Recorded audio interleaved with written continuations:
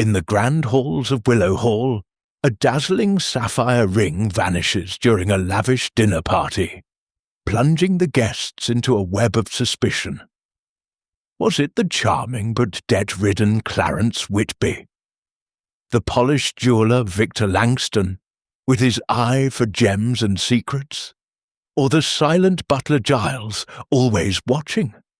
Enter Miss Jane Marple, whose gentle demeanour hides a razor-sharp mind. A tiny glass bead, a hidden receipt, and a fake ring unravel a cunning plot of theft and deception.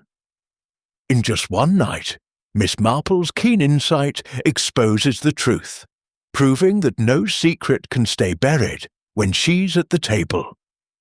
Chapter 1. The Invitation to Willow Hall. The late September light cast a golden sheen over St. Mary Mead, softening the edges of the village's thatched cottages and tidy hedgerows. Miss Jane Marple sat in her drawing-room, her delicate hands folded over a piece of fine stationery. The invitation, penned in Mrs. Eleanor Bantry's bold, looping script, lay open on the table before her. It requested her presence at Willow Hall for a dinner party, an event to display a newly acquired treasure, a sapphire ring, reputedly once worn by a French countess. Miss Marple's pale blue eyes, sharp despite her years, lingered on the words. She sensed, with that quiet instinct honed by years of observing village life, that such an occasion might reveal more than the sparkle of a gem. At 70, Miss Marple remained an unobtrusive figure, her white hair neatly pinned, her black lace mittens a nod to an earlier era. Yet her mind was as agile as ever, cataloguing the nuances of human behaviour with the precision of a botanist classifying rare specimens. She accepted the invitation, not for the promise of fine dining, but for the opportunity to study the guests Eleanor had assembled. "People are so very predictable," she murmured, tucking the card away. Willow Hall stood a mile beyond the village, its Georgian facade glowing under the harvest moon, as Miss Marple's taxi approached. The gravel drive crunched underfoot as she stepped out, her modest shawl and felt hat stark against the manor's grandeur. Eleanor Bantry, resplendent in a deep green gown, greeted her at the door. "Jane, you're here!" she exclaimed, her voice warm but tinged with the nervous energy of a hostess. On her left hand, the sapphire ring caught the chandelier's light, its deep blue facets throwing flecks of azure across the marble floor. "You must see it properly after dinner," Eleanor insisted, lifting her hand to display the jewel. "It's quite the story, you know, straight from a Parisian auction." Miss Marple smiled, her expression mild, but her gaze keen. "It's lovely, Eleanor. Quite extraordinary." She followed her hostess into the drawing-room, where the other guests were already sipping sherry. Colonel Bantry, Eleanor's husband, stood by the fireplace, his military bearing softened by a jovial grin as he recounted a hunting tale. Beside him was Mr. Clarence Whitby, a broad-shouldered man in his 40s with a booming laugh and a glass of sherry held loosely in his hand. His eyes, Miss Marple noted, flickered often to Eleanor's ring, though his smile never wavered. Across the room, Mr. Victor Langston, a jeweller from London, stood apart, his slim fingers adjusting his cufflinks with a restless precision. His face was handsome in a sharp, almost predatory way, and his dark eyes scanned the room with the intensity of a man accustomed to appraising value. He caught Miss Marple's glance and offered a polished smile, but she detected a faint unease in the way his hand lingered near his pocket.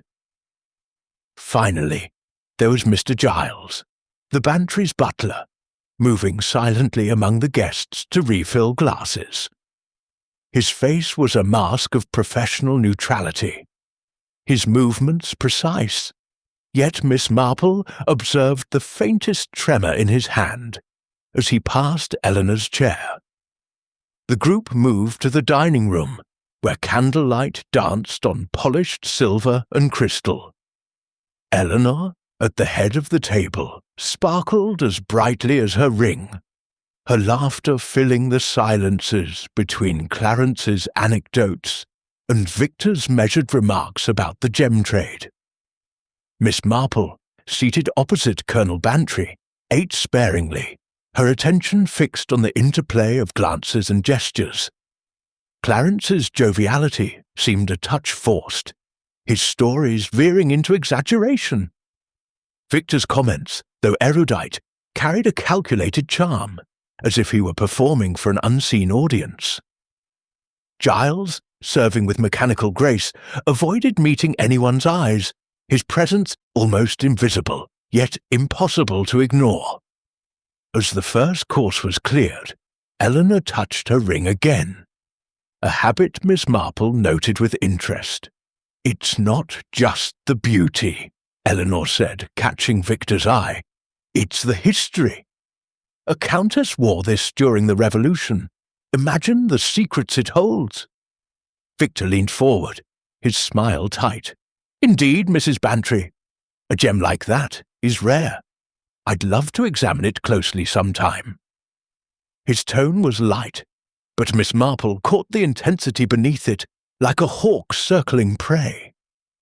The evening wore on, the conversation weaving through travel, politics, and village gossip. Miss Marple spoke little, her knitting needles clicking softly in her lap when the talk turned dull. Yet her mind was far from idle, sifting through the evening's details. Clarence's too frequent glances at the ring, Victor's restless hands, Giles's silent efficiency. Something, she felt, was not quite right. As the party moved to the drawing room for coffee, she resolved to watch closely, sensing that the night's true drama was yet to unfold. Chapter 2. The Dinner and the Disappearance. The dining room at Willow Hall was a study in elegance, its long mahogany table aglow with the soft flicker of candelabra, their flames reflected in the polished silver and crystal that adorned each place setting. The walls, hung with portraits of stern-faced Bantry ancestors, seemed to watch the proceedings with silent approval, their eyes catching the light in a way that made Miss Jane Marple, seated near the foot of the table, feel faintly observed.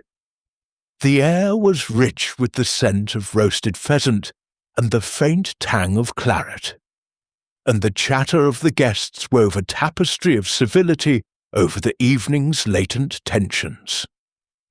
Miss Marple, her hands folded neatly in her lap, her modest black dress a stark contrast to the opulence around her, absorbed every detail with the quiet intensity of a naturalist studying a rare species. Mrs. Eleanor Bantry presided at the head of the table, her green silk gown shimmering as she leaned forward to address her guests. The sapphire ring on her left hand, the evening's unspoken centerpiece, flashed with each gesture, its deep blue facets catching the candlelight and throwing prisms across the damask tablecloth. "It's not just a ring, you know," she said, her voice bright with pride, as she responded to a question from Mr. Clarence Whitby.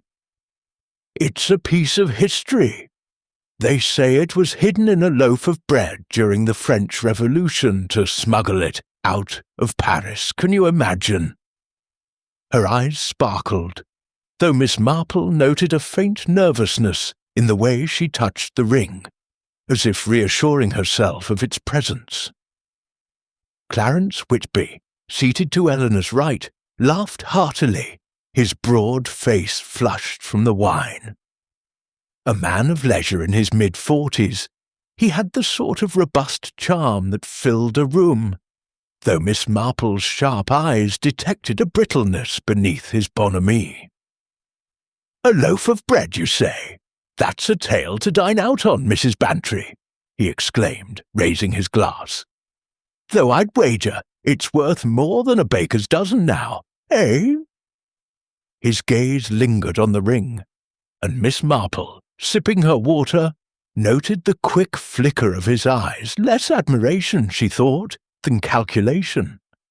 Across the table, Mr. Victor Langston, the London jeweller, offered a more restrained smile. His slim frame was immaculately tailored, his dark hair sleek as a raven's wing, but his fingers, long and restless, betrayed a nervous energy. "It's a remarkable stone," he said, his voice smooth as polished glass. "Ceylon sapphire, I'd wager, from the depth of its colour.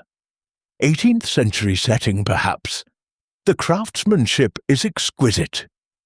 He leaned forward slightly, his eyes fixed on the ring with an intensity that bordered on hunger.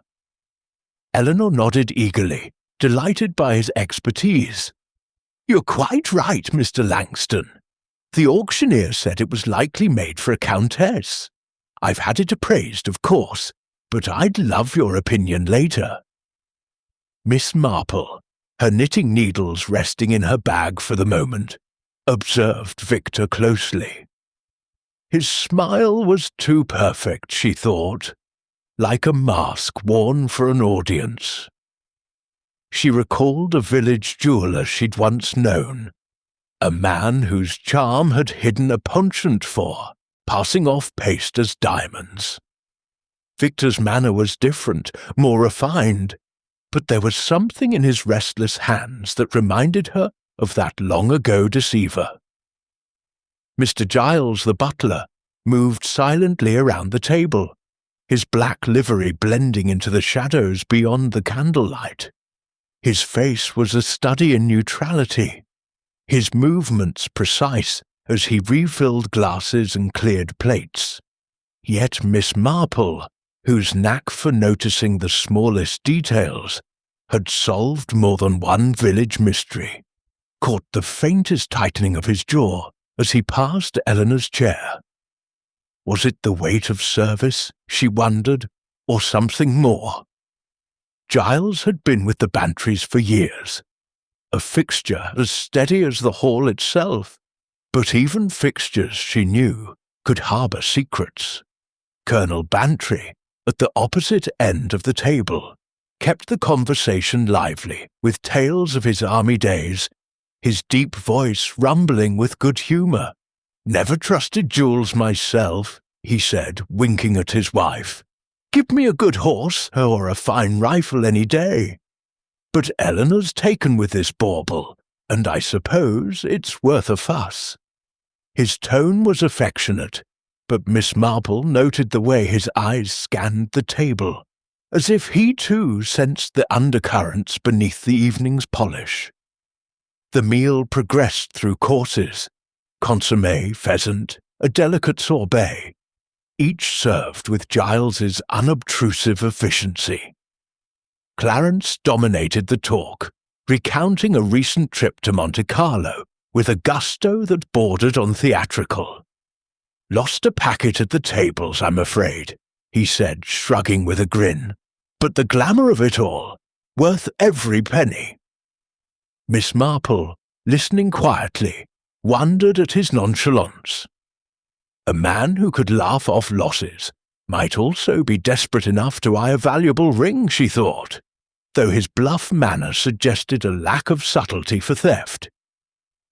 Victor, by contrast, spoke sparingly, his comments confined to the world of gems and antiquities. "The market for sapphires is volatile," he remarked at one point, his eyes meeting Eleanor's. "A stone like yours could fetch a fortune one day, and half that the next. It's all about timing."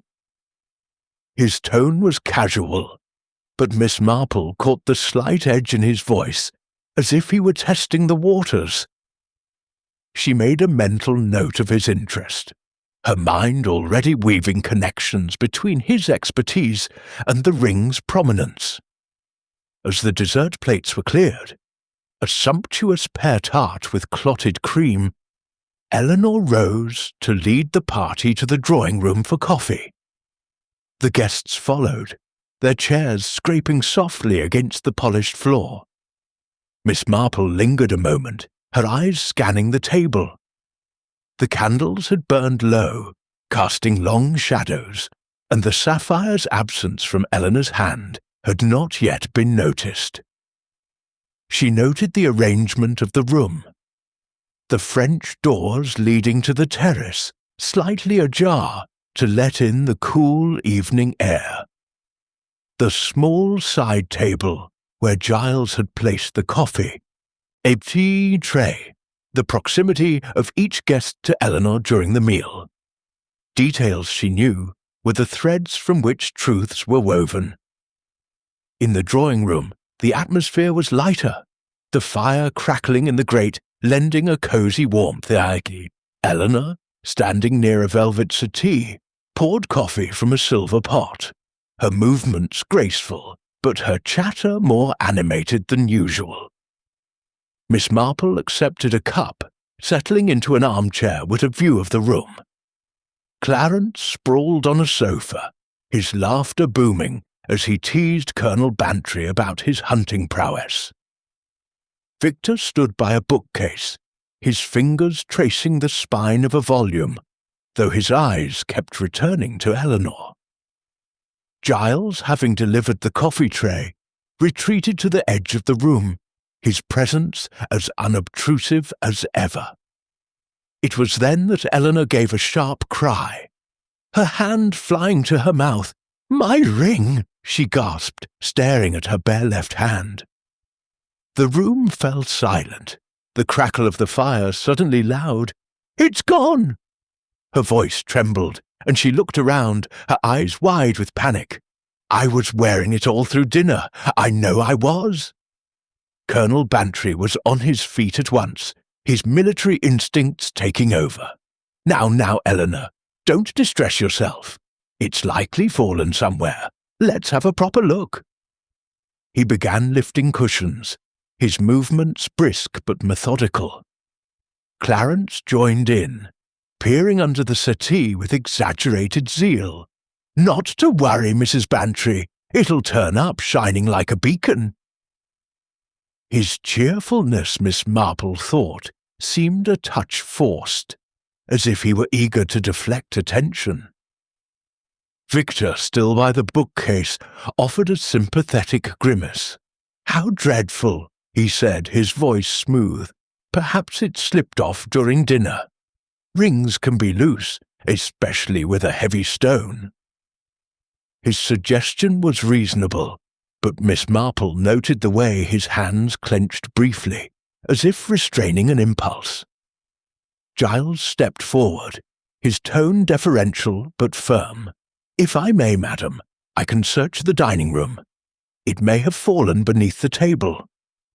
Eleanor nodded, her face pale. "Yes, please, Giles. And check the terrace, too. It's possible I brushed against something."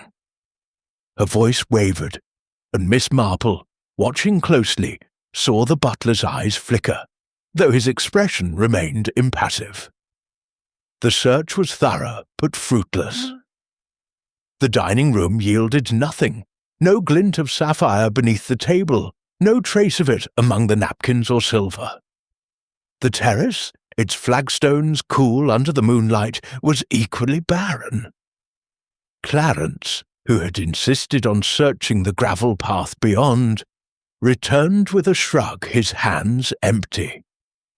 Victor suggested checking the drawing room again, and soon the guests were lifting rugs and peering into corners, their movements increasingly frantic. Eleanor sank onto the settee, her hands trembling. "It's not just the value," she said, her voice breaking. "It's the history, the story. I feel such a fool." Colonel Bantry patted her shoulder, his face grim. We'll find it, my dear, or we'll find who took it." His words hung in the air, heavy with implication. The guests exchanged glances, each face a mask of concern, but Miss Marple, sipping her now cold coffee, sensed the shift in the room's atmosphere.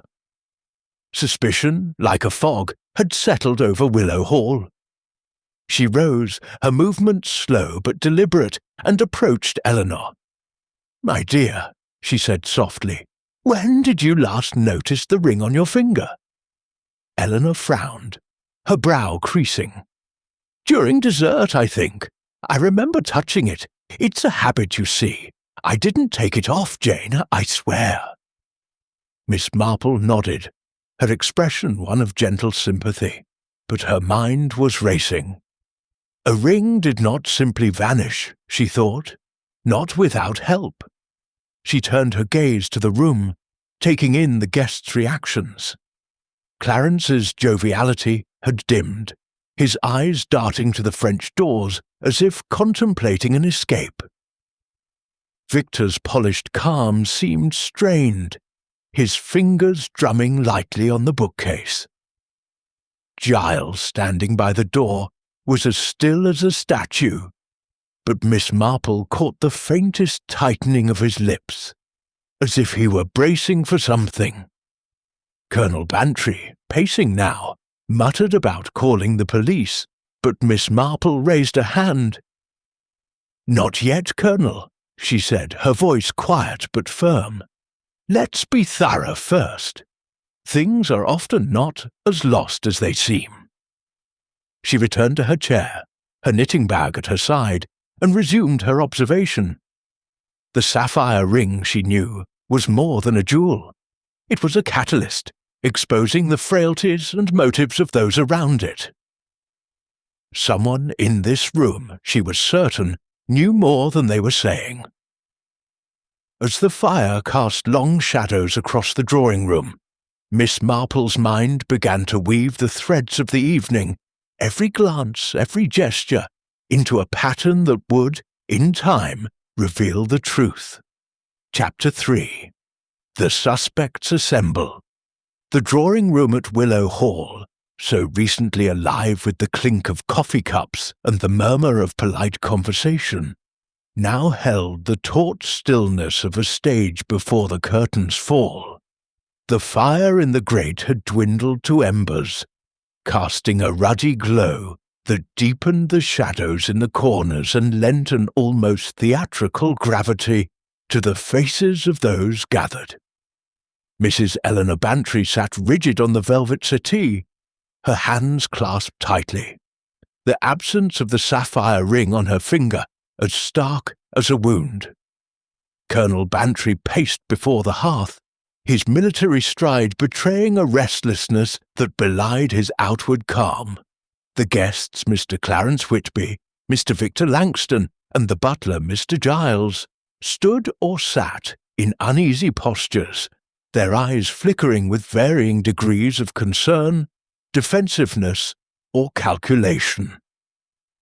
Miss Jane Marple, ensconced in an armchair near the window, her knitting bag at her feet, observed them all with the quiet intensity of a chess master studying the board.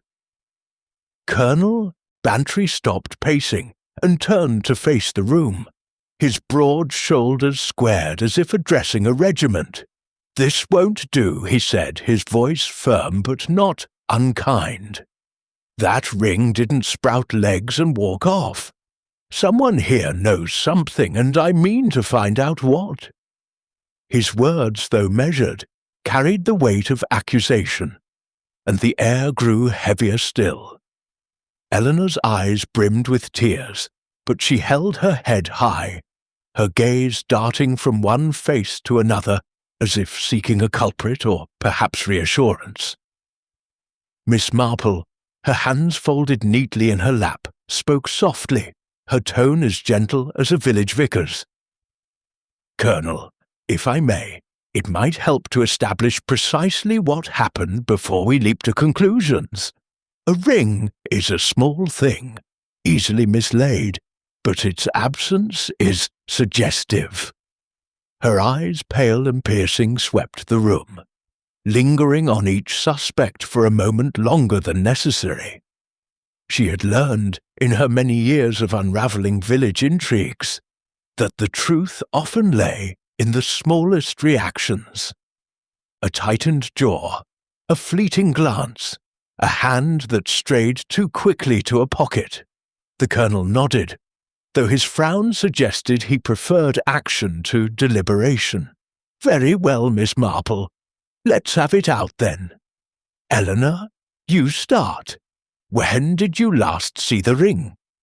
Eleanor took a shaky breath, her fingers twisting the fabric of her gown. "It was during dessert, I'm certain. I felt it on my finger. I've a habit of touching it, you see, turning it round. I didn't take it off, Arthur. I swear I didn't." Her voice rose, a note of desperation creeping in. "We moved to the drawing room for coffee, and I didn't notice it was gone until I looked down just now." She gestured helplessly at her bare hand, the skin slightly paler where the ring had sat. Miss Marple nodded, her expression one of quiet sympathy, though her mind was already sifting through possibilities.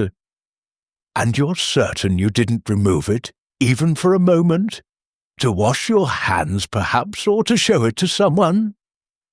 Her question was gentle, but it carried a precision that made Eleanor pause. "No, nothing like that," Eleanor replied, shaking her head. "I showed it to Mr. Langston earlier, during dinner. He was so interested in its craftsmanship, but I didn't take it off." Her eyes flicked to Victor, who stood near the bookcase, his slim frame taut as a bowstring. Victor Langston stepped forward, his polished smile returning, though it seemed to Miss Marple a shade less confident than before. "Mrs. Bantry is quite right," he said, his voice smooth but with a faint edge. "I admired the ring during dinner. It's a splendid piece, likely French, with a setting that suggests late 18th century work. I asked to see it closely, but she only held out her hand. I didn't touch it." He spread his hands, palms up, as if to demonstrate his innocence, but Miss Marple noted the way his fingers curled slightly, as if resisting the urge to fidget. She turned her gaze to Clarence Whitby, who was sprawled on the sofa, one leg crossed over the other. Though his usual joviality seemed dimmed. "Mr. Whitby," she said, her tone conversational, "you were out on the terrace for a time during dinner, were you not? Did you notice anything unusual? Perhaps someone near the French doors?" Clarence shifted, uncrossing his legs and leaning forward, his broad face creasing in a frown. "The terrace? Yes, I stepped out for a smoke. Needed a bit of air, you know. It was deuced hot in here with all the candles. Didn't see a thing out of the ordinary, though.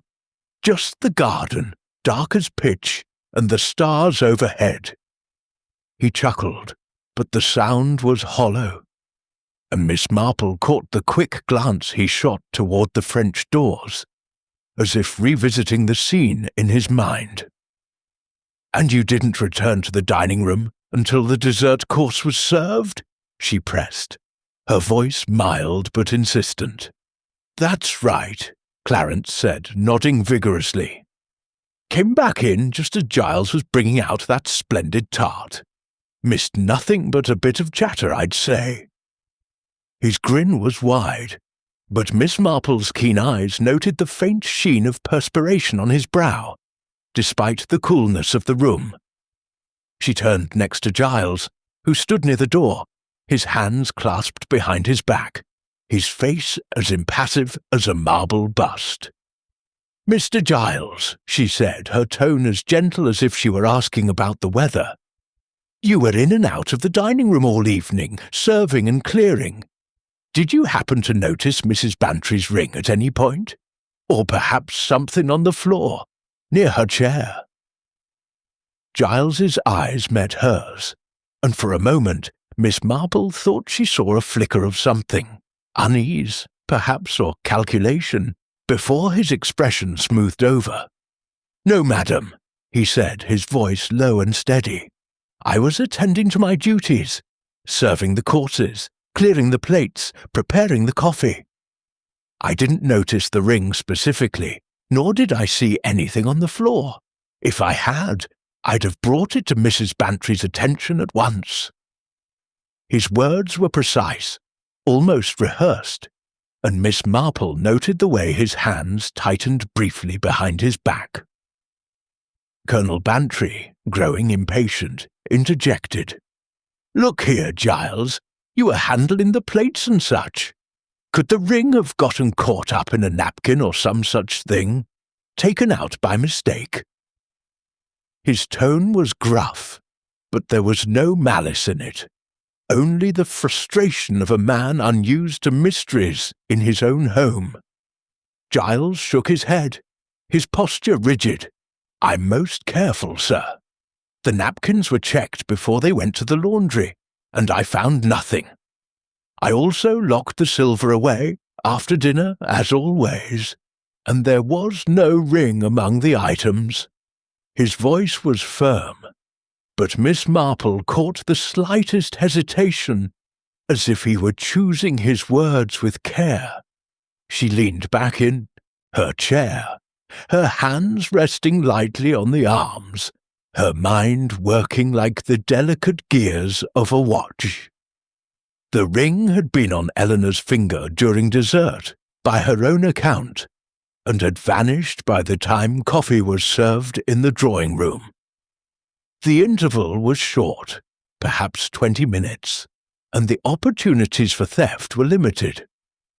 The dining-room, with its open French doors, offered a possible avenue, as did the brief chaos of moving to the drawing-room. Yet the ring's size and weight made an accidental loss unlikely. It was, Miss Marple thought, a deliberate act. "Perhaps," she said, her voice cutting through the tense silence, "we might consider who had the opportunity to be near Mrs. Bantry during that time. Mr. Langston, you were seated to her left, were you not?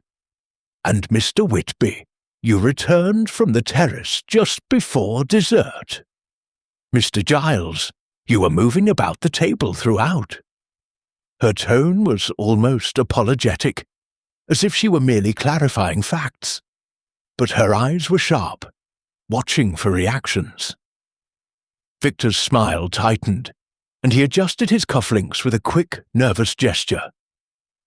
"I was beside her, yes, but we were all talking. There was no moment to do anything untoward." His words were smooth, but Miss Marple noted the faint flush creeping up his neck. Clarence laughed, a forced bark. "Good heavens, Miss Marple! You're not suggesting one of us pinched it, are you? I was out smoking, not playing thief." His indignation was loud, but his eyes darted to Victor, then to Giles, as if gauging their responses. Giles remained silent, his face a mask, but Miss Marple saw the slight shift in his stance, as if bracing for scrutiny. Eleanor, meanwhile, looked from one to another, her distress giving way to a dawning suspicion. "I don't want to believe anyone here would do such a thing," she said, her voice trembling. "But it was on my finger, and now it's gone. What else are we to think?" Colonel Bantry clapped his hands, the sound sharp in the quiet room. "Enough speculation for now. We'll search again in the morning. Proper daylight might turn something up, but I'm keeping an eye on everyone until this is sorted." His gaze swept the room, lingering on each man in turn, and Miss Marple noted the way Victor's shoulders stiffened, Clarence's grin faltered, and Giles's eyes dropped to the floor.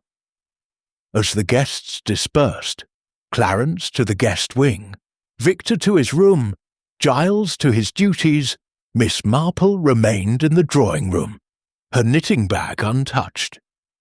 She looked out the window at the moonlit terrace, her mind turning over the evening's events.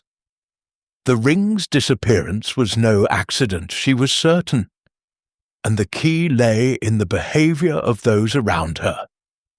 Victor's expertise in gems, Clarence's financial straits, Giles's quiet efficiency, each offered a thread to follow. She recalled a village scandal years ago, when a maid had stolen a brooch to pay a debt, her guilt betrayed by a single nervous glance. People, Miss Marple knew, were rarely as clever as they thought. She rose, her movements slow but purposeful, and approached Eleanor, who was still seated, her face pale. "Try to rest, my dear," Miss Marple said, patting her hand. "Things often look clearer in the morning." But as she made her way to her own room, her mind was far from restful. The sapphire ring, she thought, was not just a jewel. It was a mirror, reflecting the hidden desires and deceptions of those who coveted it. And Miss Marple, with her unerring eye for human nature, intended to polish that mirror until the truth shone clear. Chapter 4. The Butler's Routine. The morning after the dinner party dawned crisp and clear, the September sun casting long shadows across the manicured lawns of Willow Hall. Miss Jane Marple, having risen early, as was her custom, sat by her bedroom window, her knitting needles clicking softly as she gazed at the garden below. The events of the previous evening, the sapphire ring's disappearance, the strained faces of the suspects, the undercurrent of suspicion, had settled in her mind like pieces of a puzzle waiting to be assembled.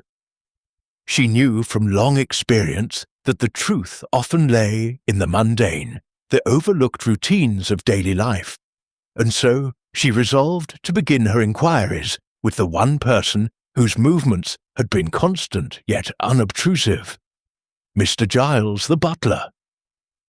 After a simple breakfast of tea and toast in the morning room, Miss Marple found Giles in the pantry, polishing silver with a meticulousness that bordered on reverence. The room was a narrow space, lined with shelves of gleaming cutlery and china, its air heavy with the scent of polish and old wood. Giles, in his crisp black livery, looked up as she entered, his face as composed as ever, though Miss Marple noted a faint tightening at the corners of his mouth. "Good morning, madam," he said, his voice low and deferential. "May I assist you?"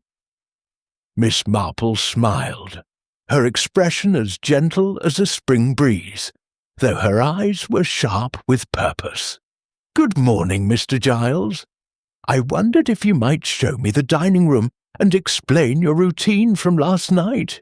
It's such a lovely house, and I'm curious about how it all runs so smoothly." Her tone was light, almost apologetic, as if she were merely indulging an old woman's curiosity. But Giles's posture stiffened slightly, betraying a wariness she did not miss. "Of course, madam," he replied, setting down his cloth and leading her to the dining room.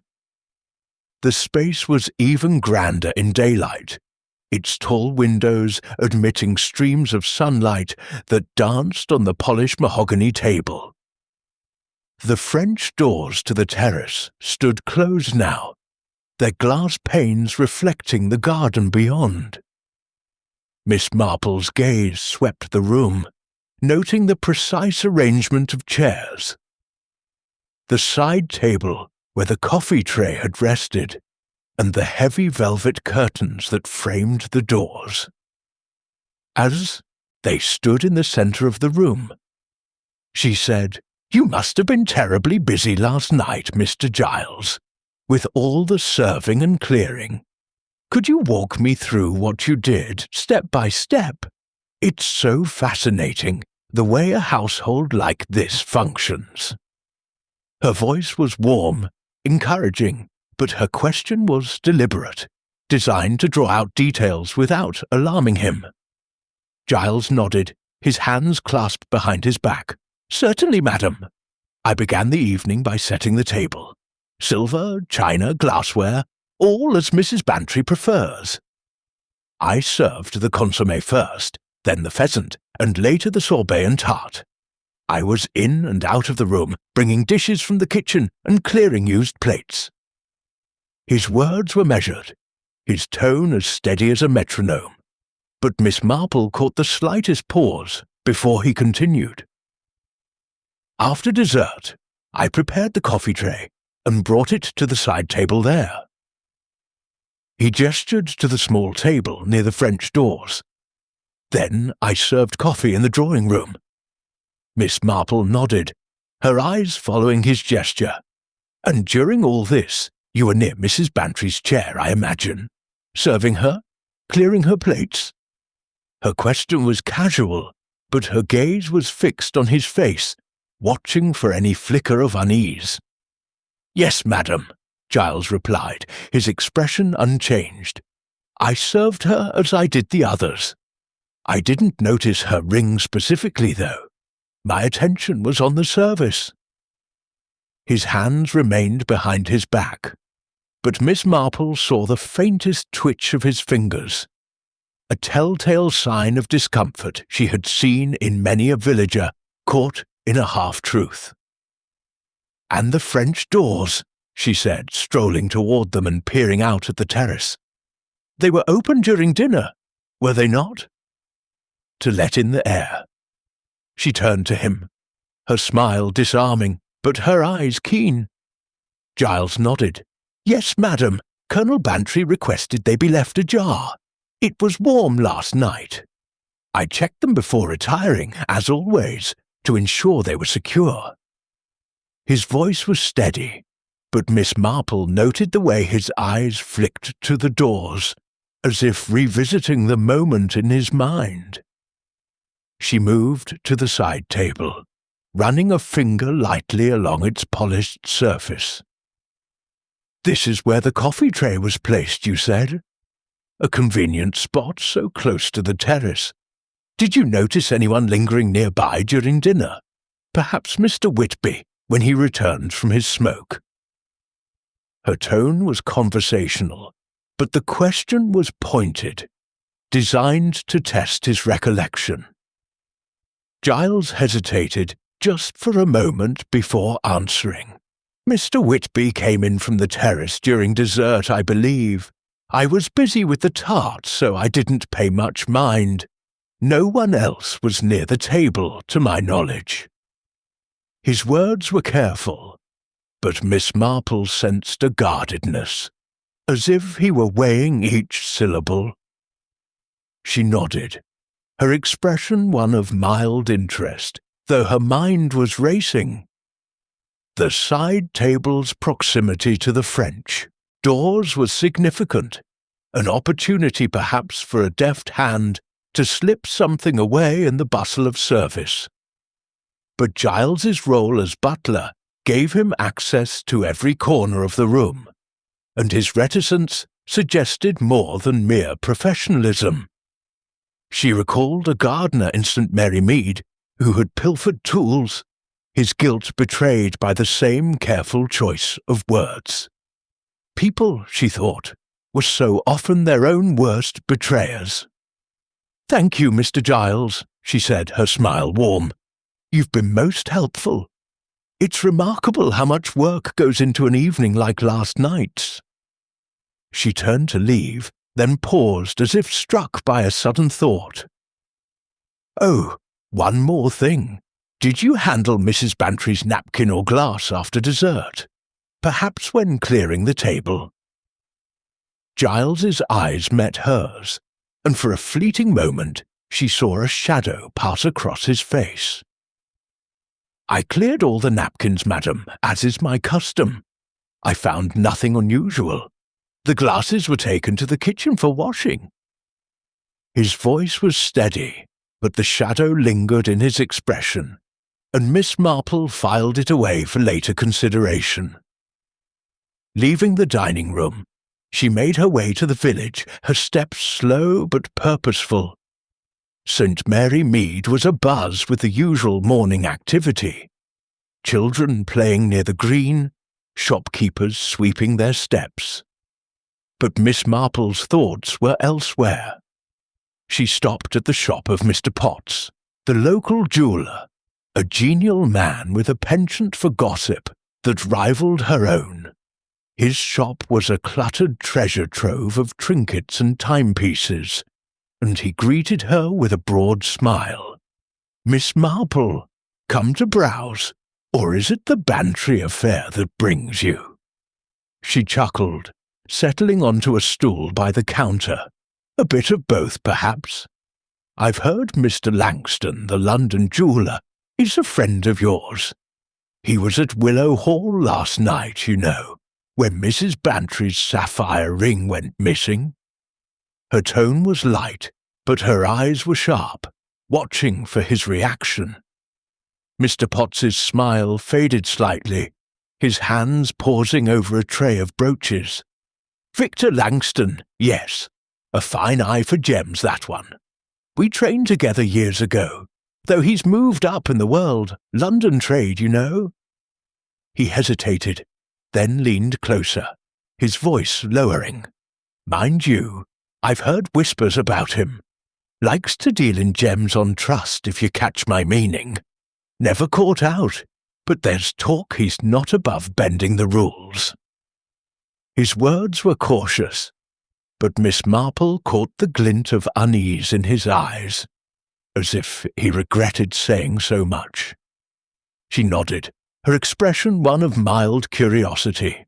"How interesting! And sapphires! Would a man like Mr. Langston know how to replicate one, perhaps? With a synthetic stone?" Her question was innocent, but Mr. Potts's reaction, a quick intake of breath, a glance at the door, told her more than his words.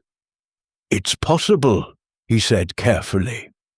"Synthetic sapphires are common enough now. A good jeweller could make a convincing copy, though it'd take skill to pass it off as genuine." He busied himself with a cloth, polishing a ring that needed no polishing, and Miss Marple knew she had struck a nerve. Thanking him, she left the shop, her mind turning over this new thread. Victor Langston's expertise, coupled with Mr. Potts's guarded comments, suggested a man who might see a sapphire ring not just as a jewel, but as an opportunity. Yet Giles's reticence lingered in her thoughts, his precise movements and guarded answers, hinting at a knowledge he was not yet ready to share.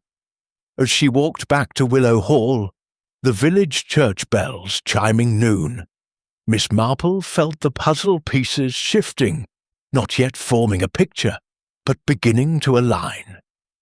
The truth, she knew, was often hidden in the spaces between words, and she intended to explore those spaces thoroughly. Chapter 5. The Guest's Tale. The afternoon sun bathed St. Mary Mead in a golden haze, softening the edges of the village's cobblestone paths and thatched roofs.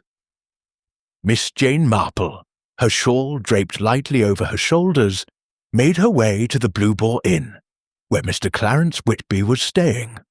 The inn, a sturdy building with ivy-clad walls, was a hub of local chatter.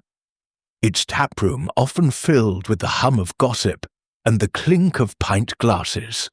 Miss Marple, however, sought a quieter setting, and she found Clarence in the inn's small parlour, sprawled in a chintz-covered armchair with a newspaper spread across his lap.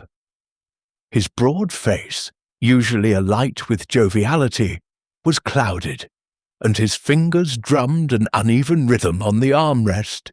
"Good afternoon, Mr. Whitby," Miss Marple said. her voice as gentle as a summer breeze, though her pale blue eyes were sharp with purpose. "I hope I'm not disturbing you. I thought we might have a little chat about last night's unfortunate events at Willow Hall." She settled into a chair opposite him, her knitting bag at her feet, her demeanour that of a kindly aunt seeking a pleasant conversation. Clarence folded his newspaper with a forced smile, though his eyes flickered with unease. "Miss Marple, not at all, not at all. Dreadful business about that ring, isn't it? Poor Mrs. Bantry, quite shaken, I'd wager." He leaned forward, his tone hearty, but tinged with a nervous edge. "Happy to help, of course. What's on your mind?" Miss Marple's needles clicked softly as she drew them from her bag, her hands moving with the automatic grace of long habit. "You were so kind to join the search last night," she began, her tone warm but deliberate. "I recall you were out on the terrace during dinner. Such a lovely evening for it. Could you tell me exactly what you did out there? It might help us piece together where the ring could have gone." Her question was posed with the innocence of a curious neighbour, but her gaze was steady, watching for any telltale shift in his expression. Clarence cleared his throat, his fingers pausing in their drumming. "The terrace, yes. I stepped out for a smoke, you see. Needed a bit of fresh air. It was warm in the dining room, what with all those candles and the chatter. Just stood by the railing, puffing on my pipe, looking out at the garden." He chuckled, but the sound was strained, and Miss Marple noted the way his eyes darted to the window, as if retracing his steps. "And you saw nothing unusual?" she pressed, her needles pausing for a moment. "No one else about, perhaps near the French doors, or anything on the ground that might have caught your eye?" Her voice was soft, almost apologetic, but the question was precise, designed to probe the edges of his story. Clarence shook his head, his smile broadening but not reaching his eyes. "Not a soul, Miss Marple. The garden was dark as pitch, save for the moonlight.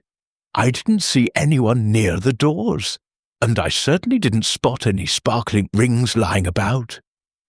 He laughed again, but it was a brittle sound, and Miss Marple caught the slight tightening of his jaw, as if he were bracing against her scrutiny. She nodded, her expression one of mild interest, though her mind was cataloguing every nuance. "And when you returned to the dining room," she continued, "you came in just as dessert was being served, I believe. Did you notice Mrs. Bantry's ring then? Or perhaps Mr. Langston or Mr. Giles near her chair?" Her tone was conversational, but her eyes were keen, watching the way Clarence's hands shifted to grip the arms of his chair. "Dessert, yes," he said, nodding vigorously. "That pear tart. Marvellous stuff. I came in just as Giles was dishing it out.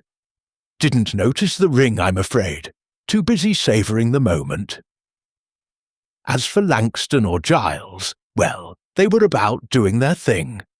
Langston was chattering about gems as usual, and Giles was gliding around like a ghost.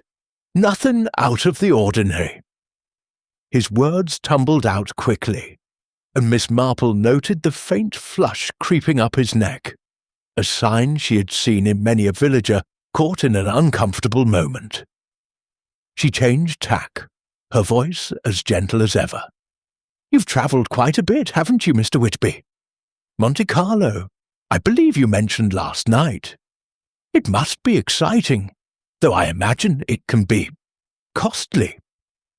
Her comment was casual, but her eyes were sharp, probing for a reaction. Clarence's smile faltered, and he shifted in his seat.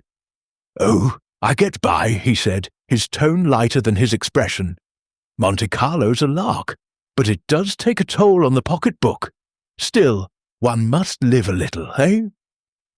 He forced a chuckle, but Miss Marple saw the way his fingers tightened on the chair, betraying a tension he could not quite hide. She nodded, her needles resuming their rhythm.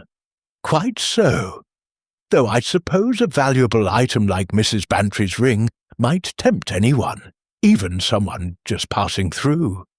Her words were soft, almost musing, but they landed like a pebble in a still pond, sending ripples across Clarence's composure.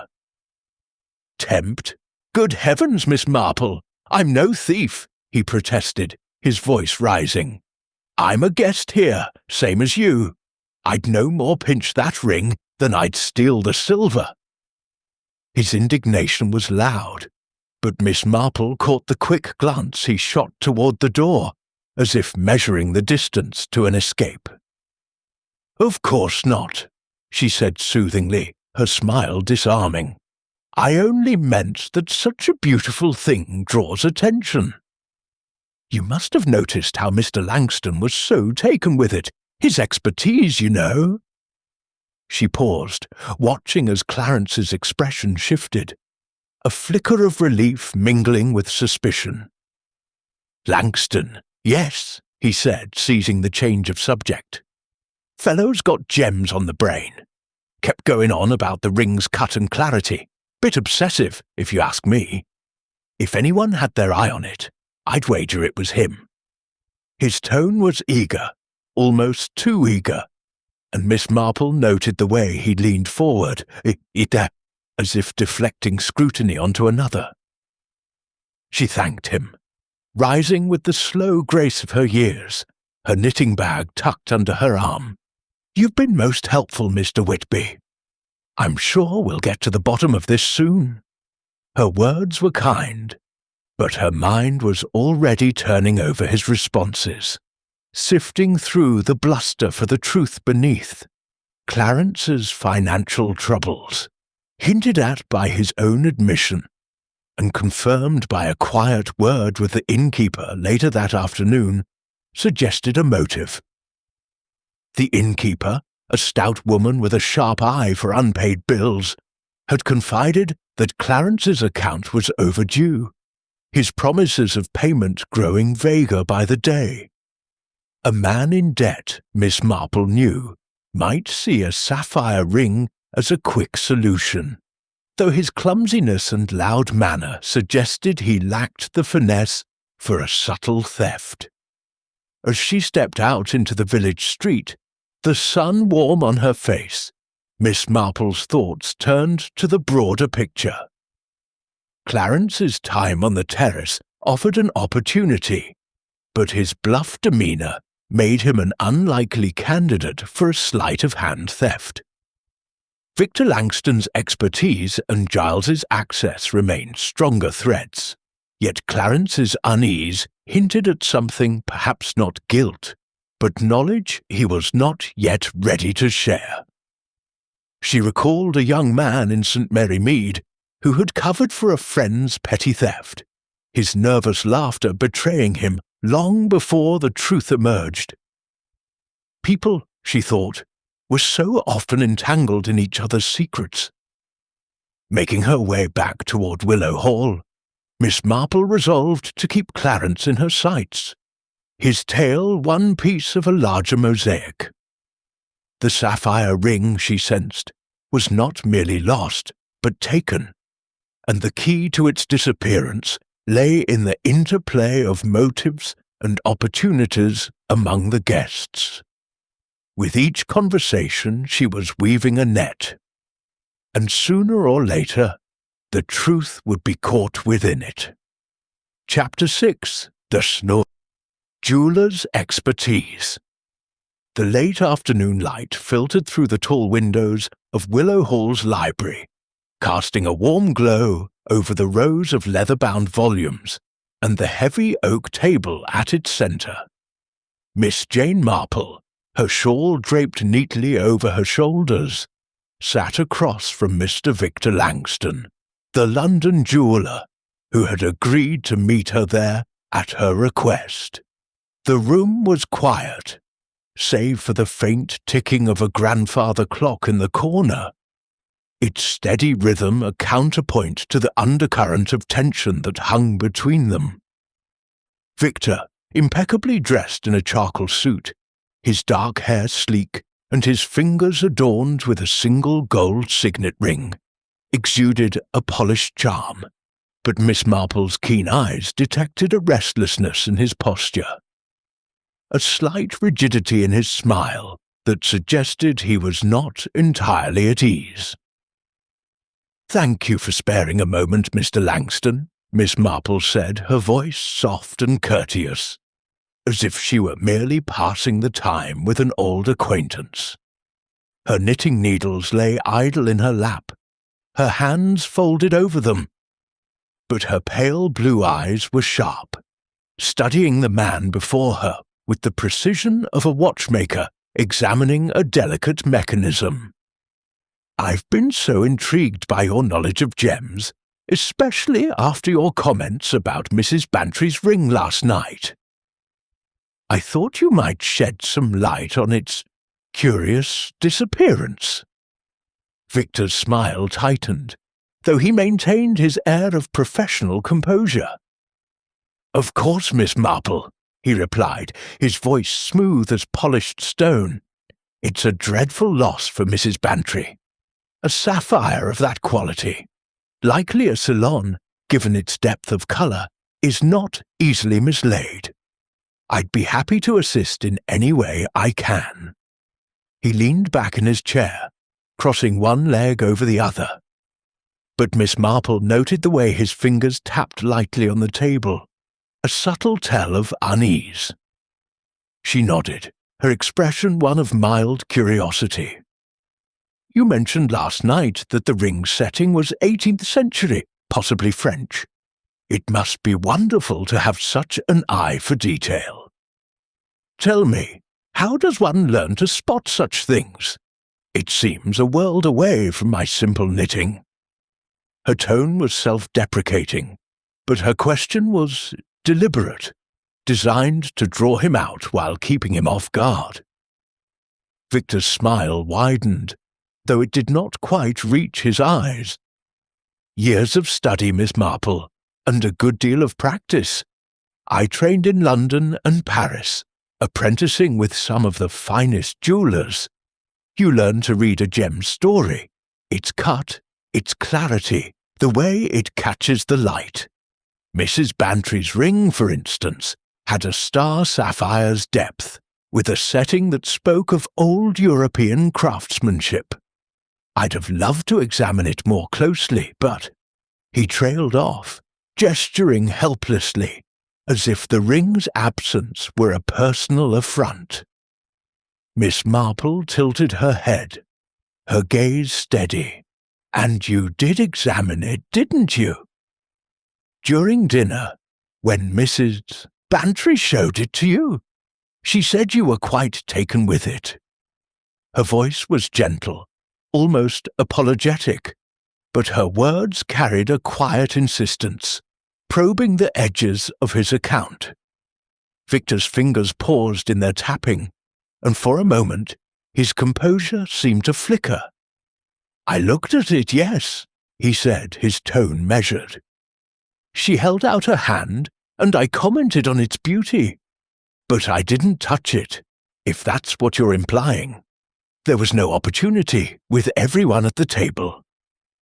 His eyes met hers, and Miss Marple caught a flash of something, defiance, perhaps, or calculation, before his smile returned, smooth as ever. "Of course," she said, nodding as if satisfied, though her mind was already turning over his response.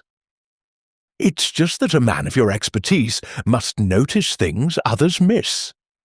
For instance, you mentioned last night that synthetic sapphires can be quite convincing. Could someone skilled perhaps, create a replica that might fool even Mrs. Bantry for a time?" Her question was posed with the innocence of a curious novice, but her eyes were sharp, watching for any crack in his polished facade. Victor's smile faltered, and he adjusted his cufflinks with a quick, nervous gesture. "It's possible," he said, his voice careful. "Synthetic stones have come a long way. Corundum, you know, grown in a lab. A skilled jeweller could craft a setting to match, though it would take time and precision to replicate something as fine as Mrs. Bantry's ring. But why would anyone do such a thing?" He laughed, a light, practiced sound, but Miss Marple noted the way his eyes darted to the side, as if seeking an escape from her scrutiny. "Indeed," she said, her tone musing.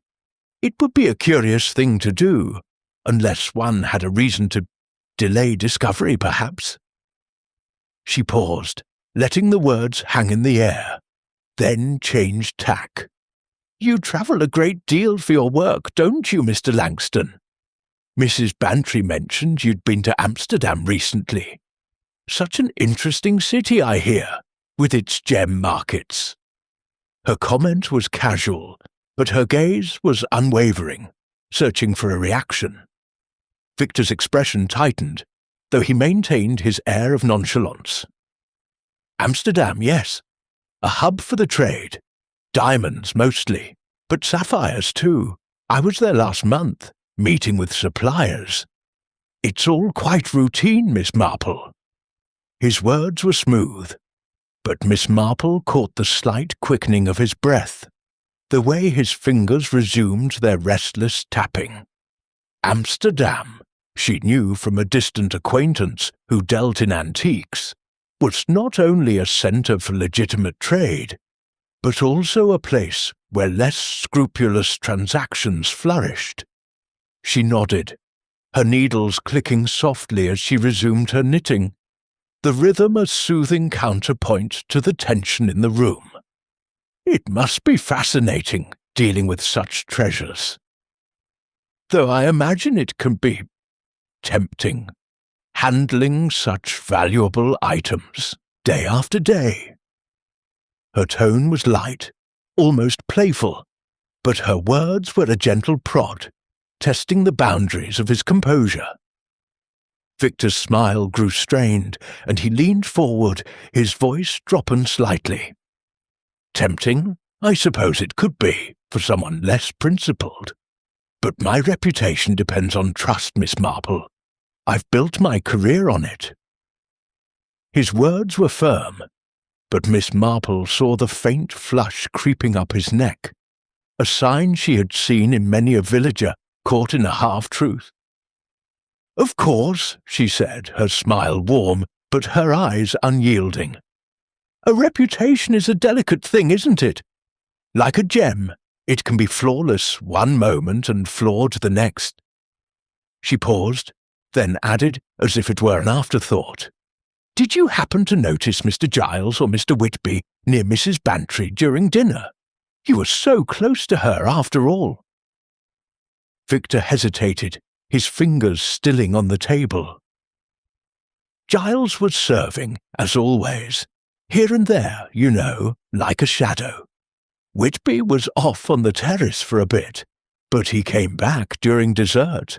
I was too busy talking to Mrs. Bantry to notice much else."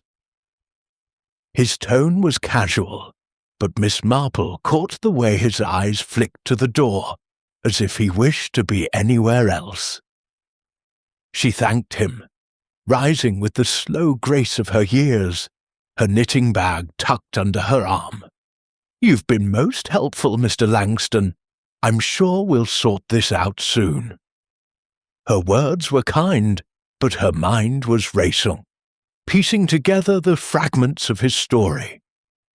Victor's expertise in gems, his recent trip to Amsterdam, and his guarded responses suggested a man who knew more about the ring's disappearance than he was willing to admit.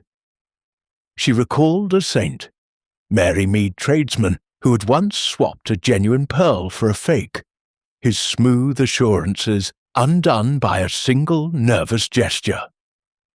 Victor's polish, she thought, was a veneer, and beneath it lay something worth uncovering. As she left the library, the grandfather clock chiming 4, Miss Marple's thoughts turned to the broader puzzle. Victor's knowledge of synthetic stones and his access to Mrs. Bantry during dinner made him a compelling figure. Yet Giles's silent efficiency and Clarence's financial woes remained threads to be woven together. The sapphire ring, she sensed, was not merely a lost object, but a catalyst, exposing the desires and deceptions of those who had admired it. With each conversation, she was tightening the net, and soon she knew the truth would be caught within it. Chapter 7. A Clue in the Garden. The early evening air at Willow Hall carried a chill, the September sun dipping low and casting long, wavering shadows across the manicured lawns. Miss Jane Marple, her shawl drawn tightly about her shoulders, strolled arm in arm with Mrs. Eleanor Bantry along the garden path that flanked the terrace. The grounds were a study in orderly beauty. Trimmed boxwoods, late-blooming roses, and a gravel path that crunched softly underfoot. But Miss Marple's attention was not on the scenery. Her pale blue eyes, sharp despite the gathering dusk, scanned the ground with the quiet intensity of a hawk searching for prey. The sapphire ring's disappearance weighed heavily on Eleanor, whose usual vivacity was dimmed. Her face pale, and her hands restless as they twisted the folds of her skirt. "Jane, I can't bear it," Eleanor said, her voice low and strained as they paused near the terrace steps. "That ring? It's not just the cost, you know. It's the thought of someone taking it right under our noses. I feel such a fool for not noticing." Her eyes glistened, and she turned away, gazing out at the darkening garden as if it might yield answers. Miss Marple patted her arm, her touch gentle, but her mind alert. There, my dear," she said, her voice as soothing as a lullaby. "Things are often not as hopeless as they seem. A walk in the fresh air does wonders for clarity, and we may yet find something to guide us." Her words were kind, but her purpose was deliberate. She had suggested the walk not for comfort, but to revisit the scene of the crime, hoping the garden might reveal what the dining room had not. They moved slowly along the terrace, its flagstones still warm from the day's sun. The French doors, now closed against the evening chill, loomed behind them, their glass reflecting the last glints of daylight. Miss Marple's gaze drifted downward, noting the crevices between the stones, the edges of the steps, the patches of gravel where the path met the terrace. She had learned, in her many years of unravelling village mysteries, that the smallest detail, a misplaced thread, a scuff in the dirt, could unlock a puzzle. "Tell me, Eleanor," she said, her tone conversational, "did you come out here at all last night? Perhaps during dinner, or after?" Eleanor shook her head, her brow creasing. "No, I stayed inside all evening. The doors were open, as Arthur likes the air, but I was at the table or in the drawing room. Why do you ask?" Her voice held a note of curiosity, tinged with hope, and Miss Marple smiled, her expression reassuring. "Only a thought," she replied, her eyes scanning the ground. "Sometimes things slip away in unexpected places." As she spoke, her gaze caught a faint glimmer near the base of the terrace steps, half hidden by a tuft of grass. She paused, bending slightly as if to adjust her shawl, her fingers brushing the ground.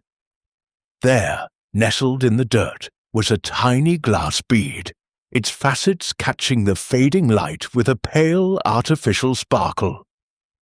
It was small, no larger than a pea, but its cut suggested it was no mere trinket, part of a setting perhaps, or a decorative element from a piece of jewellery. Miss Marple straightened, slipping the bead into her pocket with a deftness that belied her years. "What's that, Jane?" Eleanor asked, her eyes narrowing as she caught the movement. "Oh, nothing, my dear," Miss Marple said, her tone light. "Just a bit of glass, likely from the garden, but one never knows what might be useful." Her smile was serene, but her mind was racing. The bead was not Eleanor's. She had confirmed as much with a glance at her friend's bare hands and simple gold earrings. Nor did it seem the sort of thing one would find in a well-kept garden like Willow Hall's. Its presence, so close to the terrace where Clarence had smoked and Giles had moved freely, was a thread worth following. They continued their walk, circling back toward the house, but Miss Marple's thoughts were fixed on the bead.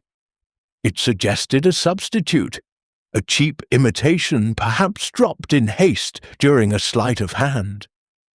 She recalled a St. Mary Mead incident, where a housemaid had replaced a silver spoon with a plated one, her guilt betrayed by a similar fragment left behind.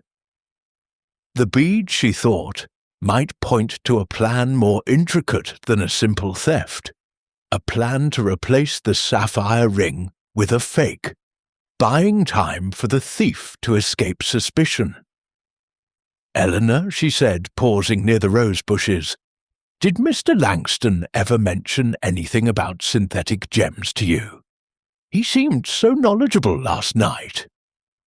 Her question was casual, but her eyes were sharp, watching her friend's reaction. Eleanor frowned, thinking back. He did say something about modern sapphires. How they can be made in laboratories, almost as good as the real thing. He seemed quite proud of knowing such things. "Why? Do you think it matters?" Her voice held a note of unease, and Miss Marple patted her arm again, her smile reassuring. "Probably not," she said, her tone light. "But it's interesting, isn't it, how much one can learn about gems these days?" She steered the conversation to lighter matters, commenting on the roses, but her mind was elsewhere. Victor Langston's expertise, his interest in the ring, and his recent trip to Amsterdam, a city known for its gem trade, both legal and otherwise, made him a figure of increasing interest.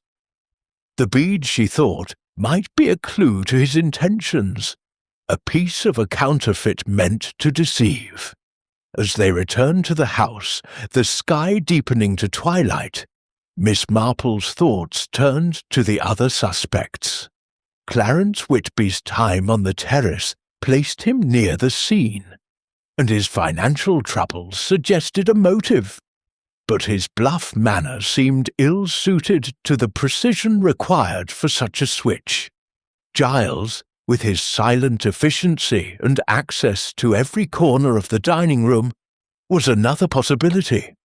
Yet his guarded demeanour hinted at caution rather than guilt. The bead, she decided, was a pivot point, a clue that pointed not just to the theft, but to a deeper deception. Inside, Eleanor excused herself to rest, her face still drawn with worry. Miss Marple lingered in the hall, her fingers brushing the bead in her pocket. She recalled a village jeweller who had once tried to pass off glass as crystal, his scheme undone by a single careless detail. People, she thought, were so often tripped by their own cleverness. The bead was a small thing, but in her hands it was a lens, focusing the scattered light of suspicion into a sharper beam. She resolved to keep it close, a silent witness to the truth she was determined to uncover. Chapter 8. The village gossip. The morning mist hung low over St. Mary Mead, draping the village in a soft, silvery veil that softened the outlines of its thatched cottages and cobblestone lanes.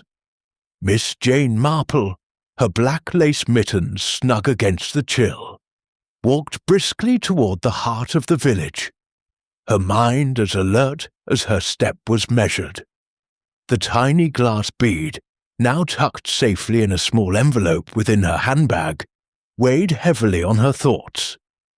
It was a clue, she was certain, not just to the theft of Mrs. Eleanor Bantry's sapphire ring, but to a scheme more calculated than a simple snatch. To unravel it, she needed the village's most reliable, if unofficial source of information, Mrs. Lucy Price, whose tea shop was a veritable clearinghouse of local gossip. The shop, a cosy establishment with lace curtains and a bell that jingled cheerfully above the door, was already bustling when Miss Marple entered.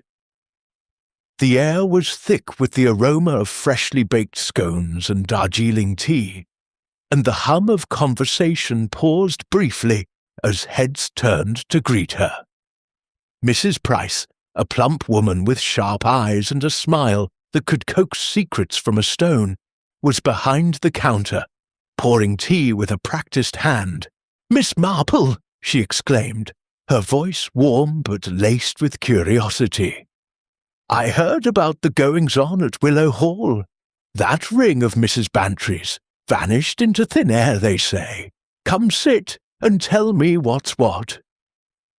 She gestured to a small table by the window, already set with a pot of tea and a plate of scones. Miss Marple settled into the chair, her shawl draped neatly over the back, and accepted a cup with a smile. "You're too kind, Lucy," she said, her tone as gentle as ever, though her eyes were keen, scanning the room for familiar faces.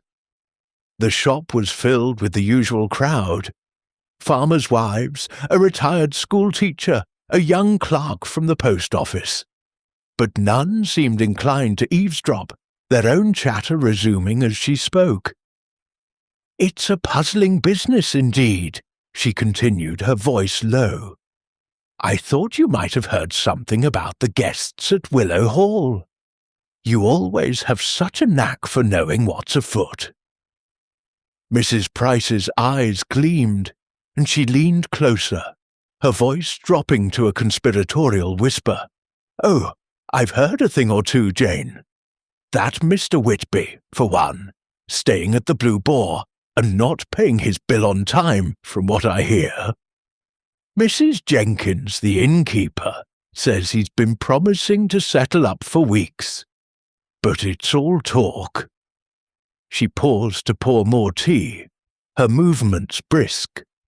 "A man like that, with debts piling up, might see a shiny ring and get ideas, don't you think?" Miss Marple nodded, her expression one of mild interest, though her mind was cataloguing the information. Clarence Whitby's financial troubles were no surprise, but confirmation from Mrs. Price added weight to her suspicions. "Indeed," she said, sipping her tea. "And what about Mr. Langston, the jeweller?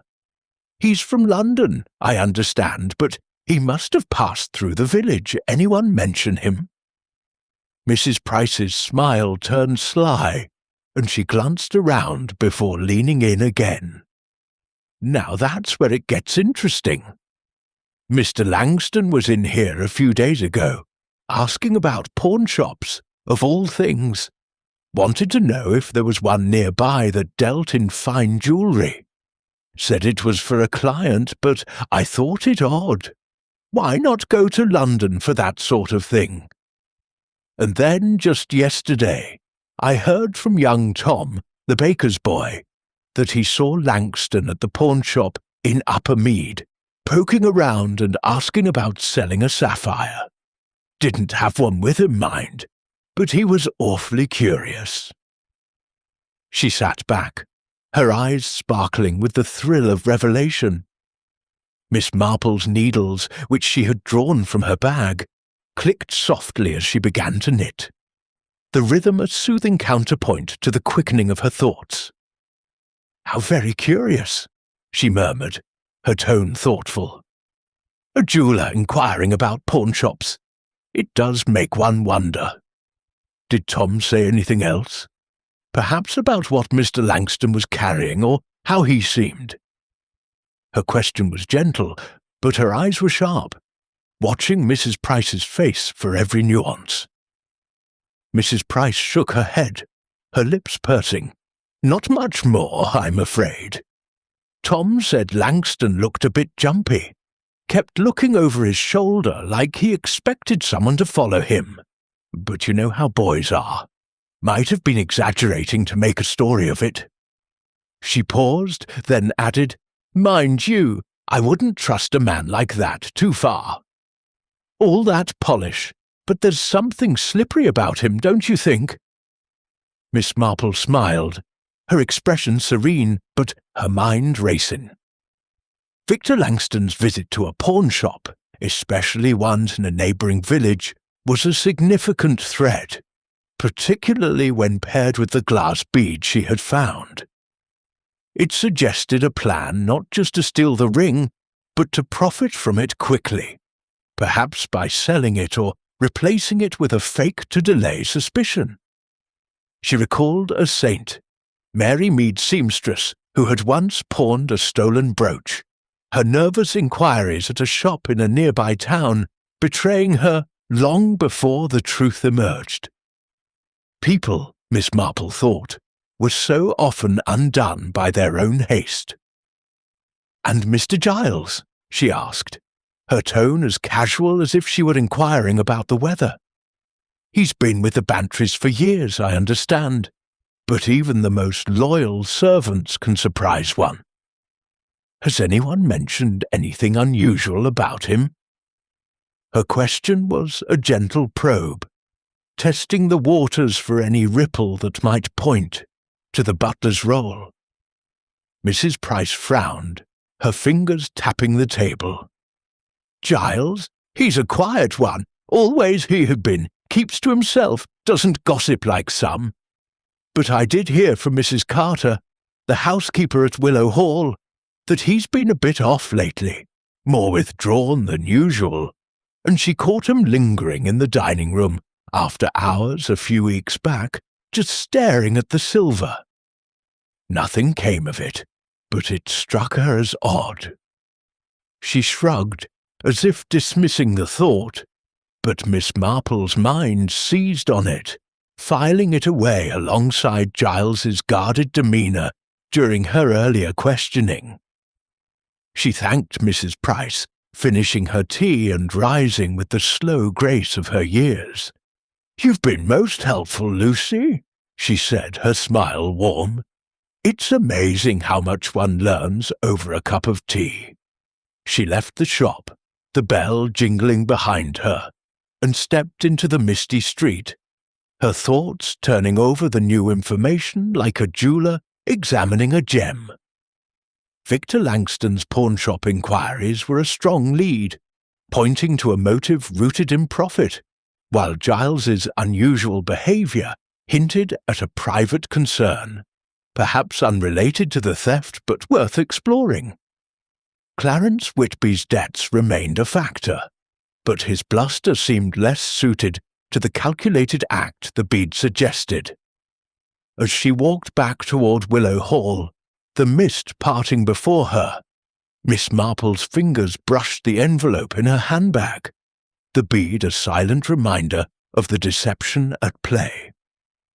The ring, she was certain, had not simply vanished, it had been taken, and the bead was a clue to a plan to replace it with a fake. Victor's expertise and his suspicious inquiries made him the most likely candidate, but she would not dismiss Giles's reticence or Clarence's desperation. The truth, she knew, lay in the interplay of these threads, and with each conversation, she was weaving them into a pattern that would soon reveal the culprit. Chapter 9. The confrontation. The drawing-room at Willow Hall was bathed in the soft glow of lamplight, its heavy curtains drawn against the evening chill. The fire in the grate crackled, casting flickering shadows across the faces of the gathered company, who sat in a tense semicircle around the velvet settee where Mrs. Eleanor Bantry perched, her hands clasped tightly in her lap. Colonel Bantry stood by the fireplace, his military bearing rigid with impatience, while Mr. Clarence Whitby sprawled on a sofa, his usual joviality replaced by a wary frown. Mr. Victor Langston leaned against the bookcase, his polished exterior strained, his fingers twitching at his cufflinks. Mr. Giles, the butler, stood near the door, his face as impassive as ever, though his eyes betrayed a flicker of unease. Miss Jane Marple, seated in an armchair near the window, her knitting bag at her feet, surveyed them all with the quiet intensity of a conductor, poised to begin a symphony. The tiny glass bead, still tucked in the envelope in her handbag, felt like a talisman, guiding her towards the truth. Miss Marple cleared her throat, her voice soft but carrying the weight of authority honed by years of unravelling village intrigues. "I've asked you all here," she began, her tone as gentle as a vicar's sermon, "because the matter of Mrs. Bantry's sapphire ring cannot be left to chance. It was not lost, I believe, but stolen, and I think we can uncover the truth together." Her pale blue eyes swept the room, lingering on each face, noting the tightening of Victor's jaw, the quick glance Clarence shot toward the door, and the almost imperceptible shift in Giles's posture. Colonel Bantry, his patience fraying, crossed his arms. "Well, Miss Marple, let's have it. You've been poking about, asking questions. Have you got something to show for it? Or are we just chasing shadows?" His tone was gruff, but there was a note of respect in it, as if he sensed her quiet competence. Miss Marple smiled, her expression serene but her mind sharp. "Not shadows, Colonel, but threads that when woven together form a clear picture." She reached into her handbag and drew out the envelope, holding it delicately between her fingers. "This, for instance," she said, opening it to reveal the tiny glass bead, its facets catching the lamplight with a pale, artificial gleam. "I found it near the terrace steps this afternoon, not far from where the French doors were opened during dinner. It's not a natural thing to find in a garden, is it? Not unless it came from something deliberate." Eleanor gasped, leaning forward. "A bead? But what does it mean, Jane? It's not part of my ring, surely?" Her voice trembled, and Miss Marple patted her hand, her touch reassuring, but her gaze fixed on the others. "No, my dear, it's not part of your ring," Miss Marple said, "but it suggests a plan. A plan to replace your sapphire with something less valuable, perhaps to delay suspicion." She held up the bead, turning it so the light caught its edges. "This is glass, cut to mimic a gem's facet, likely part of a cheap setting. Someone, I believe, intended to swap your ring for a fake and dropped this in their haste." Victor Langston's face paled, and his fingers stilled on his cufflinks. "That's a bold claim, Miss Marple," he said, his voice smooth but with a sharp edge. "You're suggesting someone here is a thief, and a clever one at that. But a bead proves nothing. It could have come from anywhere." His tone was dismissive, but Miss Marple noted the faint tremor in his hands, a tell she had seen in many a cornered soul. She turned to him, her smile unwavering. "Perhaps, Mr. Langston, but let us consider the facts. You were seated beside Mrs. Bantry at dinner, admiring her ring closely. You spoke of synthetic sapphires, how they can be made to look almost genuine. And you've recently been to Amsterdam, a place known for its gem trade, both honest and otherwise. Her voice was gentle, but her words were precise, each one landing like a pebble in a still pond. Victor's eyes narrowed, and he stepped forward, his composure cracking. This is absurd. I admired the ring, yes, but I didn't touch it. And Amsterdam? I go there for business, not to plot thefts. You've no proof, only a bit of glass. His voice rose, and Miss Marple saw Clarence shift uncomfortably, his eyes darting between Victor and the door. She raised a hand, her gesture calm but commanding. Proof comes in many forms, Mr. Langston. For instance, I learned today that you inquired about pawnshops in Upper Mead, asking specifically about selling a sapphire. A curious thing for a reputable jeweller to do, don't you think? Her tone was mild, but her eyes were sharp, and she saw Victor's face flush, his hands clenching at his sides.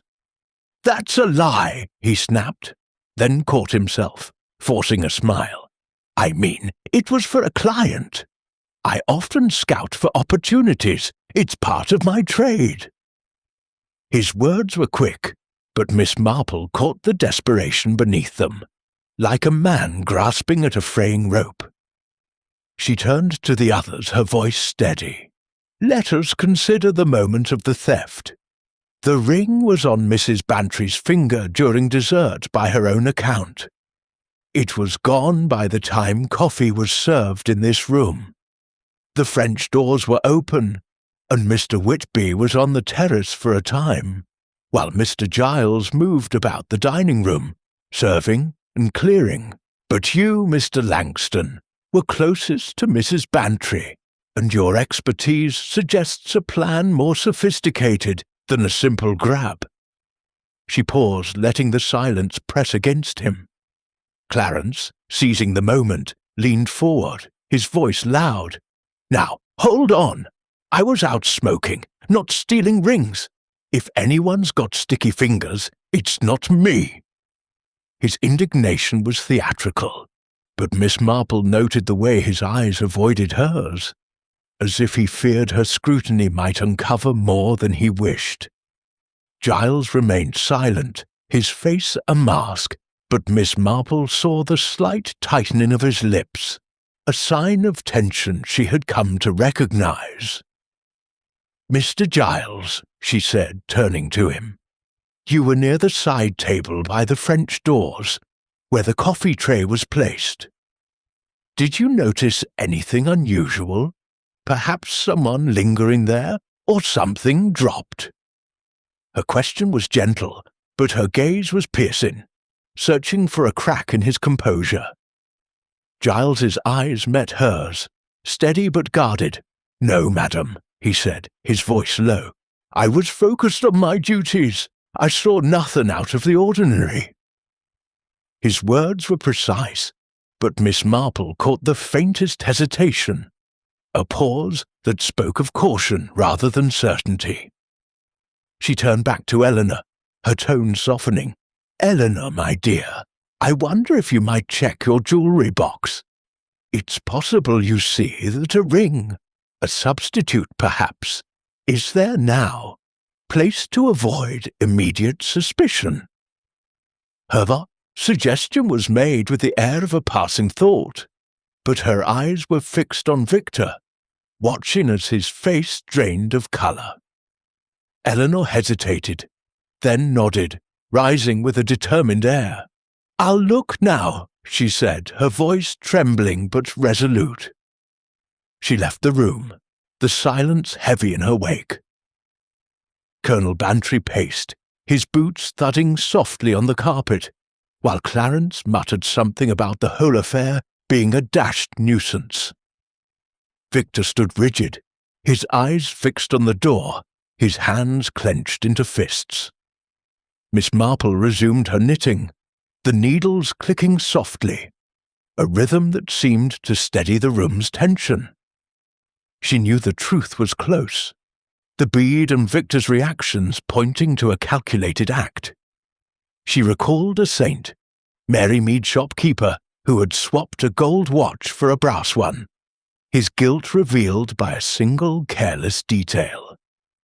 Victor's expertise, his pawnshop inquiries, and the bead all formed a pattern, one she was determined to complete.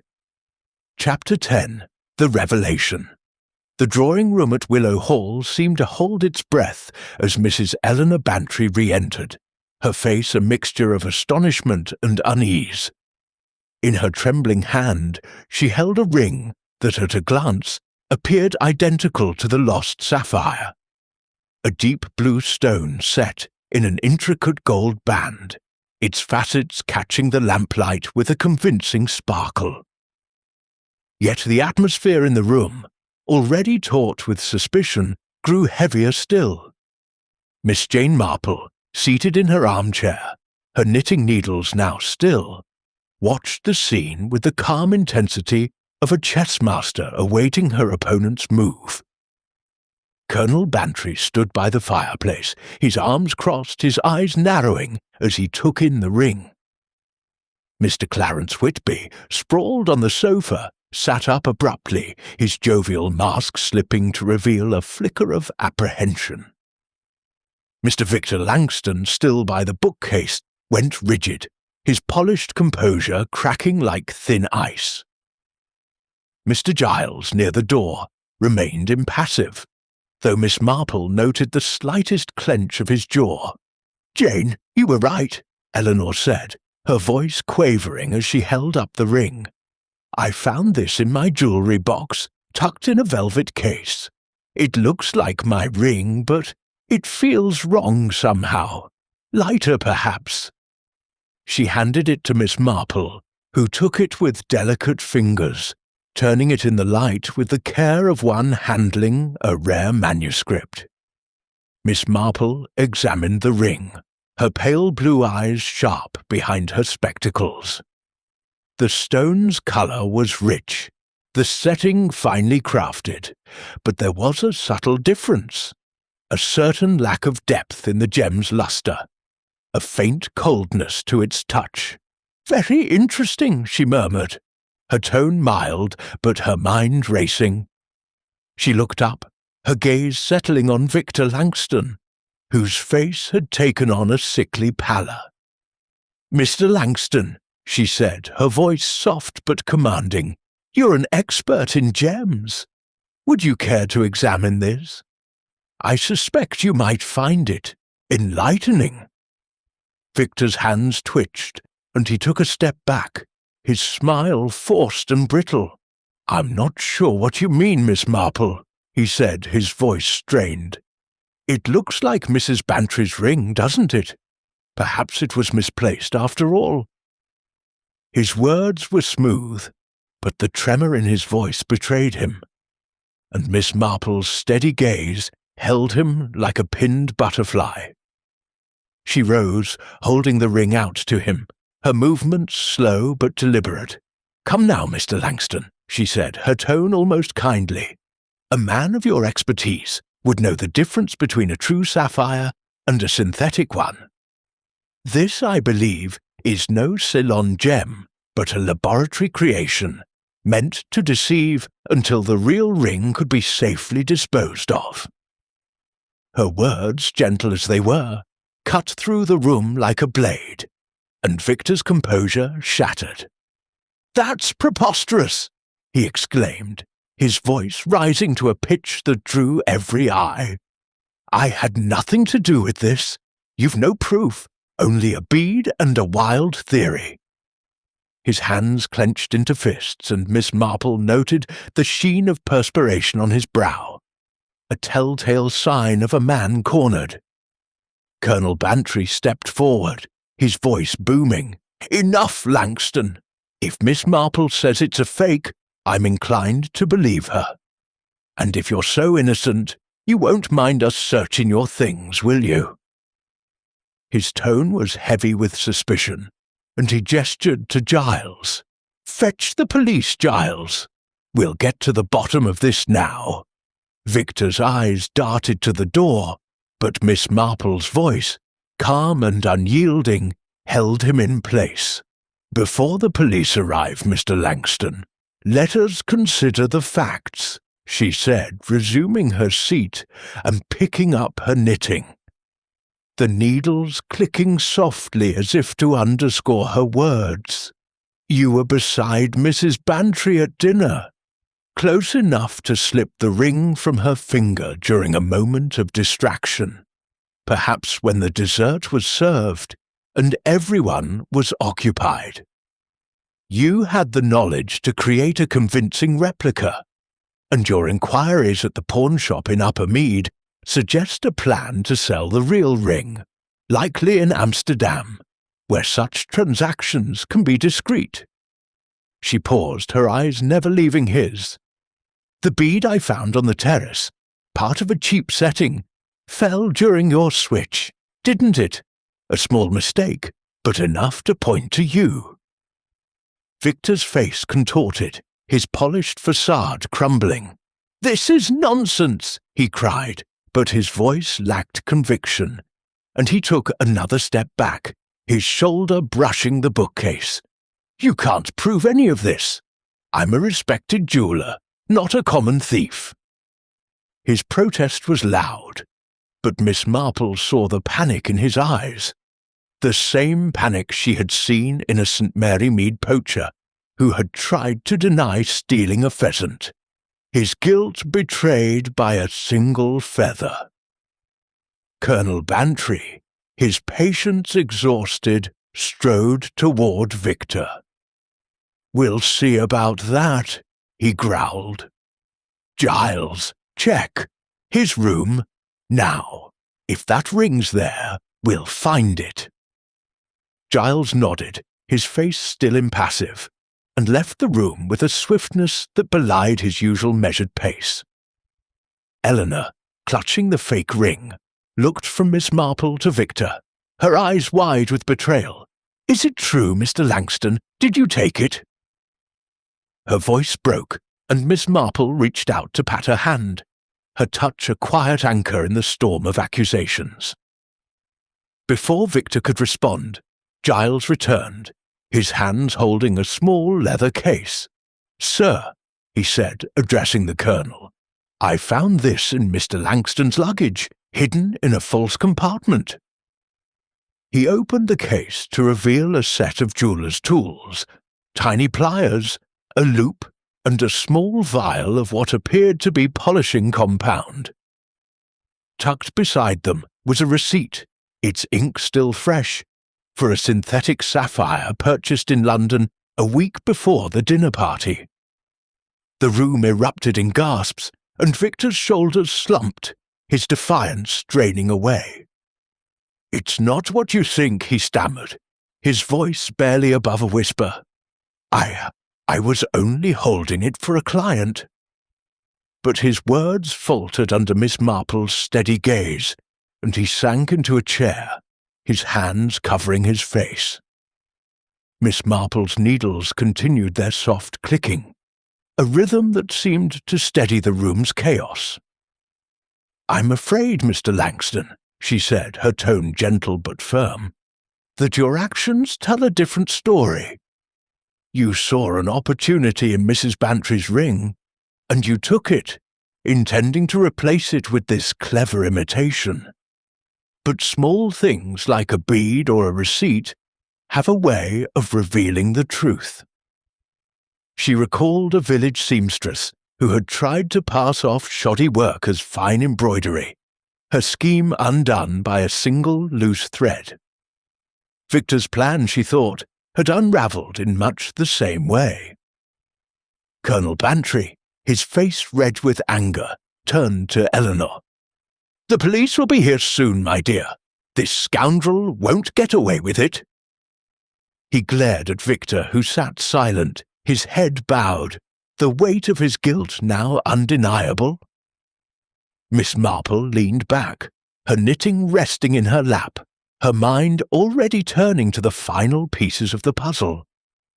The revelation of the fake ring was a triumph, but the true sapphire remained missing, likely hidden somewhere only Victor could reveal. The truth, she knew, was close, and with the police on their way, she felt the net she had woven tightening around its quarry. Chapter 11. The Confession. The drawing room at Willow Hall was thick with tension, the lamplight casting stark shadows across the faces of those gathered. Mrs. Eleanor Bantry sat on the velvet settee, clutching the counterfeit ring, her eyes wide with a mixture of relief and indignation. Colonel Bantry stood by the fireplace, his hands clenched, his military demeanour barely containing his fury. Mr. Clarence Whitby, on the sofa, shifted uncomfortably, his earlier bluster reduced to a nervous fidgeting. Mr. Victor Langston, slumped in a chair near the bookcase, looked like a man whose world had collapsed, his polished facade shattered by the weight of the evidence before him. Mr. Giles, standing by the door, maintained his stoic composure, though his eyes flicked toward Victor with a hint of something, curiosity perhaps, or satisfaction. Miss Jane Marple, seated in her armchair, her knitting needles now still, observed them all with the quiet certainty of one who had seen the truth emerge from the tangle of human motives. The small leather case, opened by Giles to reveal the jeweller's tools and the damning receipt for a synthetic sapphire, lay on the table like a silent accusation. Victor's head was bowed, his hands covering his face, but Miss Marple's gentle voice cut through the heavy silence, calm and unyielding as a tide. "Mr. Langston," she said, her tone as soft as if she were discussing the weather, "I believe you have something to tell us. The ring, the real ring, is still somewhere, isn't it? It would be best for everyone if you were to share the truth now." Victor's shoulders trembled, and he raised his head, his eyes red-rimmed and desperate. "You don't understand," he said, his voice hoarse. "It wasn't meant to hurt anyone. I needed the money." The admission slipped out like a stone dislodged from a crumbling wall, and the room seemed to draw a collective breath. Colonel Bantry's face darkened, and he took a step forward, his voice a low growl. "Needed the money? So you thought you'd steal from my wife, did you? Where's the ring, Langston? Speak, or the police will have it out of you." His fists clenched, and Eleanor reached out a hand to calm him, her own expression torn between anger and pity. Miss Marple raised a hand, her gesture small but commanding. "Let us hear him out, Colonel," she said, her eyes never leaving Victor. "Mr. Langston, you planned this carefully, didn't you? The synthetic ring, the bead that fell on the terrace, your inquiries at the pawnshop, they all point to a scheme to take the sapphire and replace it with a fake. But something went wrong, didn't it?" Her voice was gentle, almost sympathetic, but her gaze was sharp, pinning him like a specimen under glass. Victor's hands dropped to his lap, his fingers twisting together. "It was the debts," he said, his voice barely above a whisper. "I owe money, more than I could ever repay. The ring, it was worth a fortune, enough to clear everything.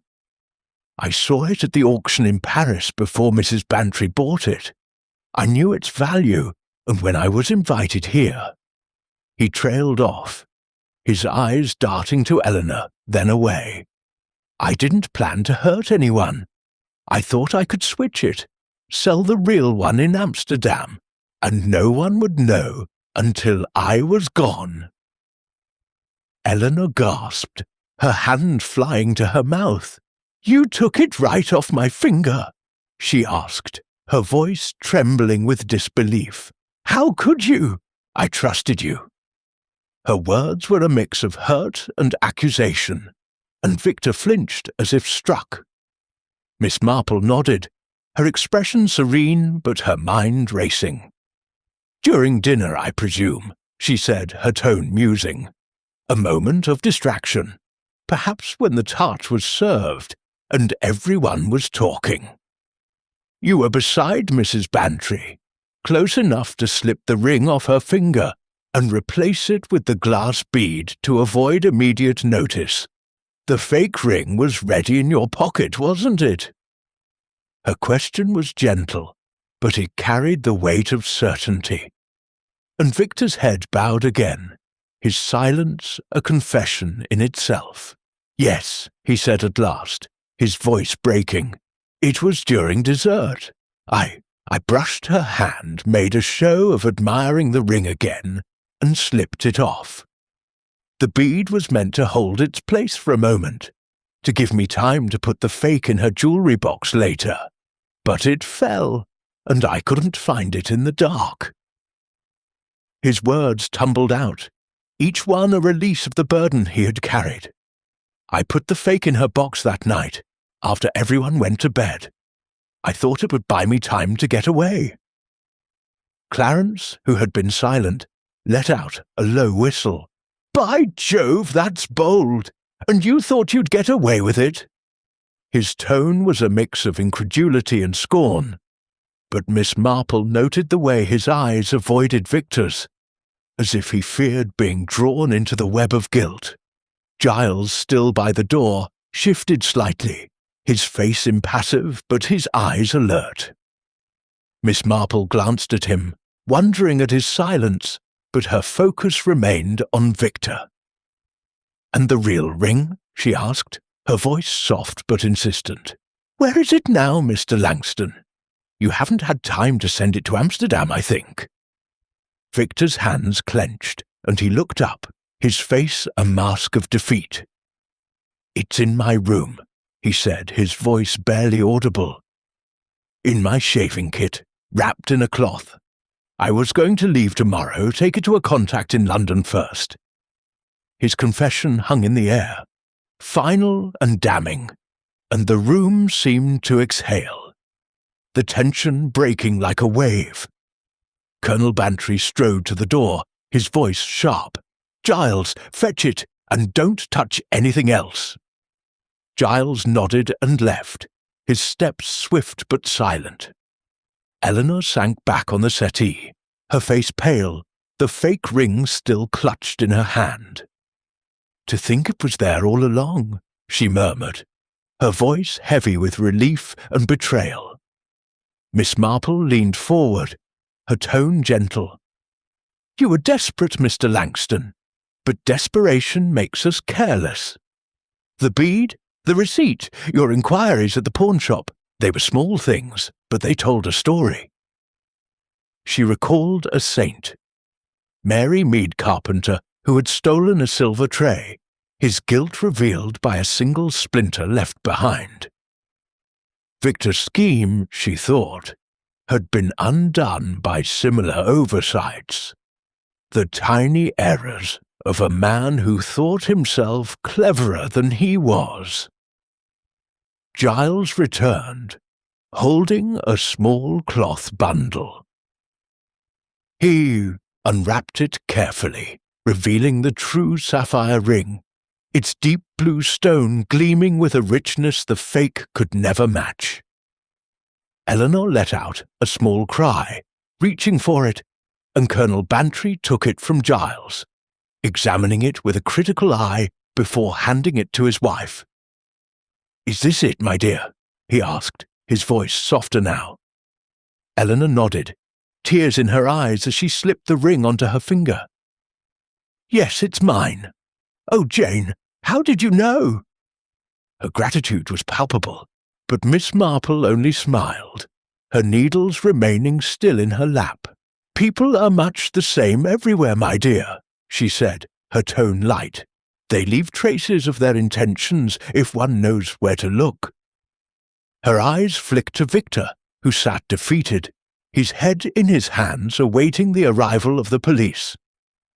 The truth, she knew, was now fully revealed, but she felt no triumph, only a quiet satisfaction that the ring was back where it belonged, and justice would follow. Chapter 12. The Resolution. The drawing room at Willow Hall, so recently a stage for accusation and confession, now held a quieter air, as if the storm of suspicion had passed, leaving only the calm of resolution. The fire in the grate had burned low, its embers casting a soft glow across the polished furniture and the faces of those gathered. Mrs. Eleanor Bantry sat on the velvet settee, her sapphire ring restored to her finger, its deep blue stone catching the light with a reassuring sparkle. Colonel Bantry stood beside her, his military bearing softened by relief, though his eyes still held a glint of indignation, as they rested on Mr. Victor Langston. The jeweller, now seated in a corner, his hands cuffed by the local constable who'd arrived minutes earlier, stared at the floor, his once polished demeanour reduced to a shadow of defeat. Mr. Clarence Whitby, on the sofa, seemed eager to distance himself from the scene, his usual bluster subdued into a restless fidgeting. Mr. Giles, the butler, stood by the door, his face as impassive as ever, though Miss Jane Marple noted a faint relaxation in his posture, as if a weight had been lifted. Miss Marple herself, seated in her armchair, her knitting bag at her feet, folded her hands in her lap, her pale blue eyes serene but alert, taking in the room with the quiet satisfaction of a puzzle solved. Eleanor turned to Miss Marple, her voice trembling with gratitude. "Jane, I don't know how you did it," she said, her fingers brushing the ring as if to confirm its presence. "To think it was in his shaving kit all along, and that fake in my jewellery box. How did you see through it all?" Her eyes were wide, her relief tinged with awe, as if Miss Marple had performed some quiet miracle. Miss Marple smiled, her expression as gentle as a spring morning. "It's nothing so remarkable, my dear," she said, her voice soft but carrying the weight of experience. "People are much the same, whether in St. Mary Mead or a grand house like this. They leave traces, small things like a bead or a nervous glance, that tell their story, if one takes the time to look." Her words were simple, but they carried a certainty that silenced the room, and even Colonel Bantry, who had been pacing, paused to nod in her direction. The constable, a sturdy man with a notebook in hand, cleared his throat. "We'll take Mr. Langston to the station now, sir," he said, addressing the colonel. "The receipt and the tools are evidence enough, and his confession seals it. We'll need statements from everyone, but it seems clear enough what happened." He glanced at Victor, who made no move to protest. His shoulders slumped in resignation. Victor raised his head, his voice low but audible. "I never meant harm," he said, his eyes fixed on the floor. "It was just the debts. They were crushing me. I thought I could start over." His words were heavy with regret, but Miss Marple felt no pity, only a quiet acknowledgement that desperation, so often the root of such acts, was a poor excuse for betrayal. Colonel Bantry snorted, his face reddening. "Start over? By stealing from my wife? You're lucky we didn't string you up, man." His voice was sharp, but Eleanor touched his arm, her expression softening the edge of his anger. "Let it be, Arthur," she said quietly. "The ring's back, and that's what matters, thanks to Jane." She turned to Miss Marple again, her smile warm. "You must stay for a few days, Jane. We owe you more than we can say." Miss Marple inclined her head, her smile modest. "You're too kind, Eleanor, but I think I'll return to Saint. Mary Mead tomorrow. My roses need tending, and I find village life suits me best." Her tone was light, but her mind was already turning to the quiet of her cottage, where she could reflect on the patterns of human nature that had played out so vividly here.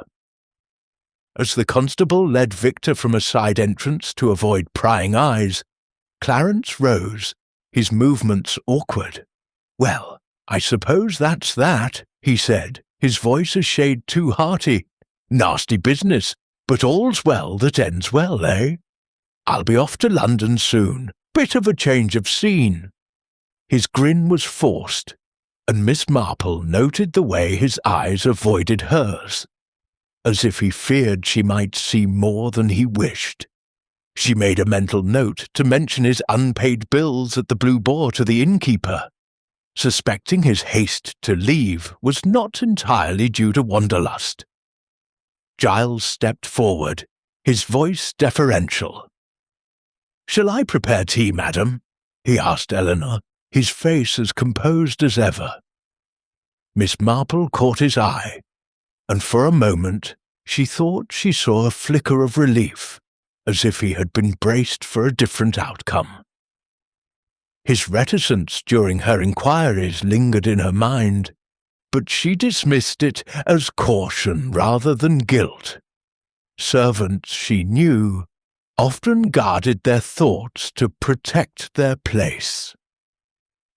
"Yes, please, Giles," Eleanor said, her voice steadier now.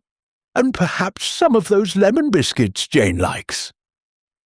She smiled at Miss Marple, who nodded her thanks, though her thoughts were elsewhere. As the room emptied, the Colonel escorting the constable out, and Clarence making his excuses, Miss Marple lingered, her gaze drifting to the French doors, where the bead had been found. The sapphire ring, now safely on Eleanor's finger, had been the catalyst for a drama that revealed much about those around it. Victor's greed, Clarence's unease, even Giles's quiet vigilance. She recalled a saint, Mary Mead widow, who had hidden a stolen locket, her guilt betrayed by a single nervous gesture. Victor's downfall, she thought, had been much the same. A bead, a receipt, a moment of carelessness that unravelled his careful plan. She rose, her shawl draped neatly over her shoulders, and joined Eleanor by the fire. "You mustn't let this trouble you too much, my dear," she said, her voice gentle. "People will do foolish things for money, but they rarely think through the consequences." Her words were kind, but her mind was already turning to her return home, where the quiet rhythms of village life awaited. As she stepped into the cool night air, the stars bright above Willow Hall, Miss Marple felt a quiet satisfaction. The ring was restored, the thief unmasked, and the truth laid bare. Human nature, with its flaws and frailties, was her true study. And in its complexities, she found a clarity that never failed to guide her. With a final glance at the house, she made her way to the waiting taxi, ready to return to Saint. Mary Mead, where new stories, no doubt, were waiting to be unravelled.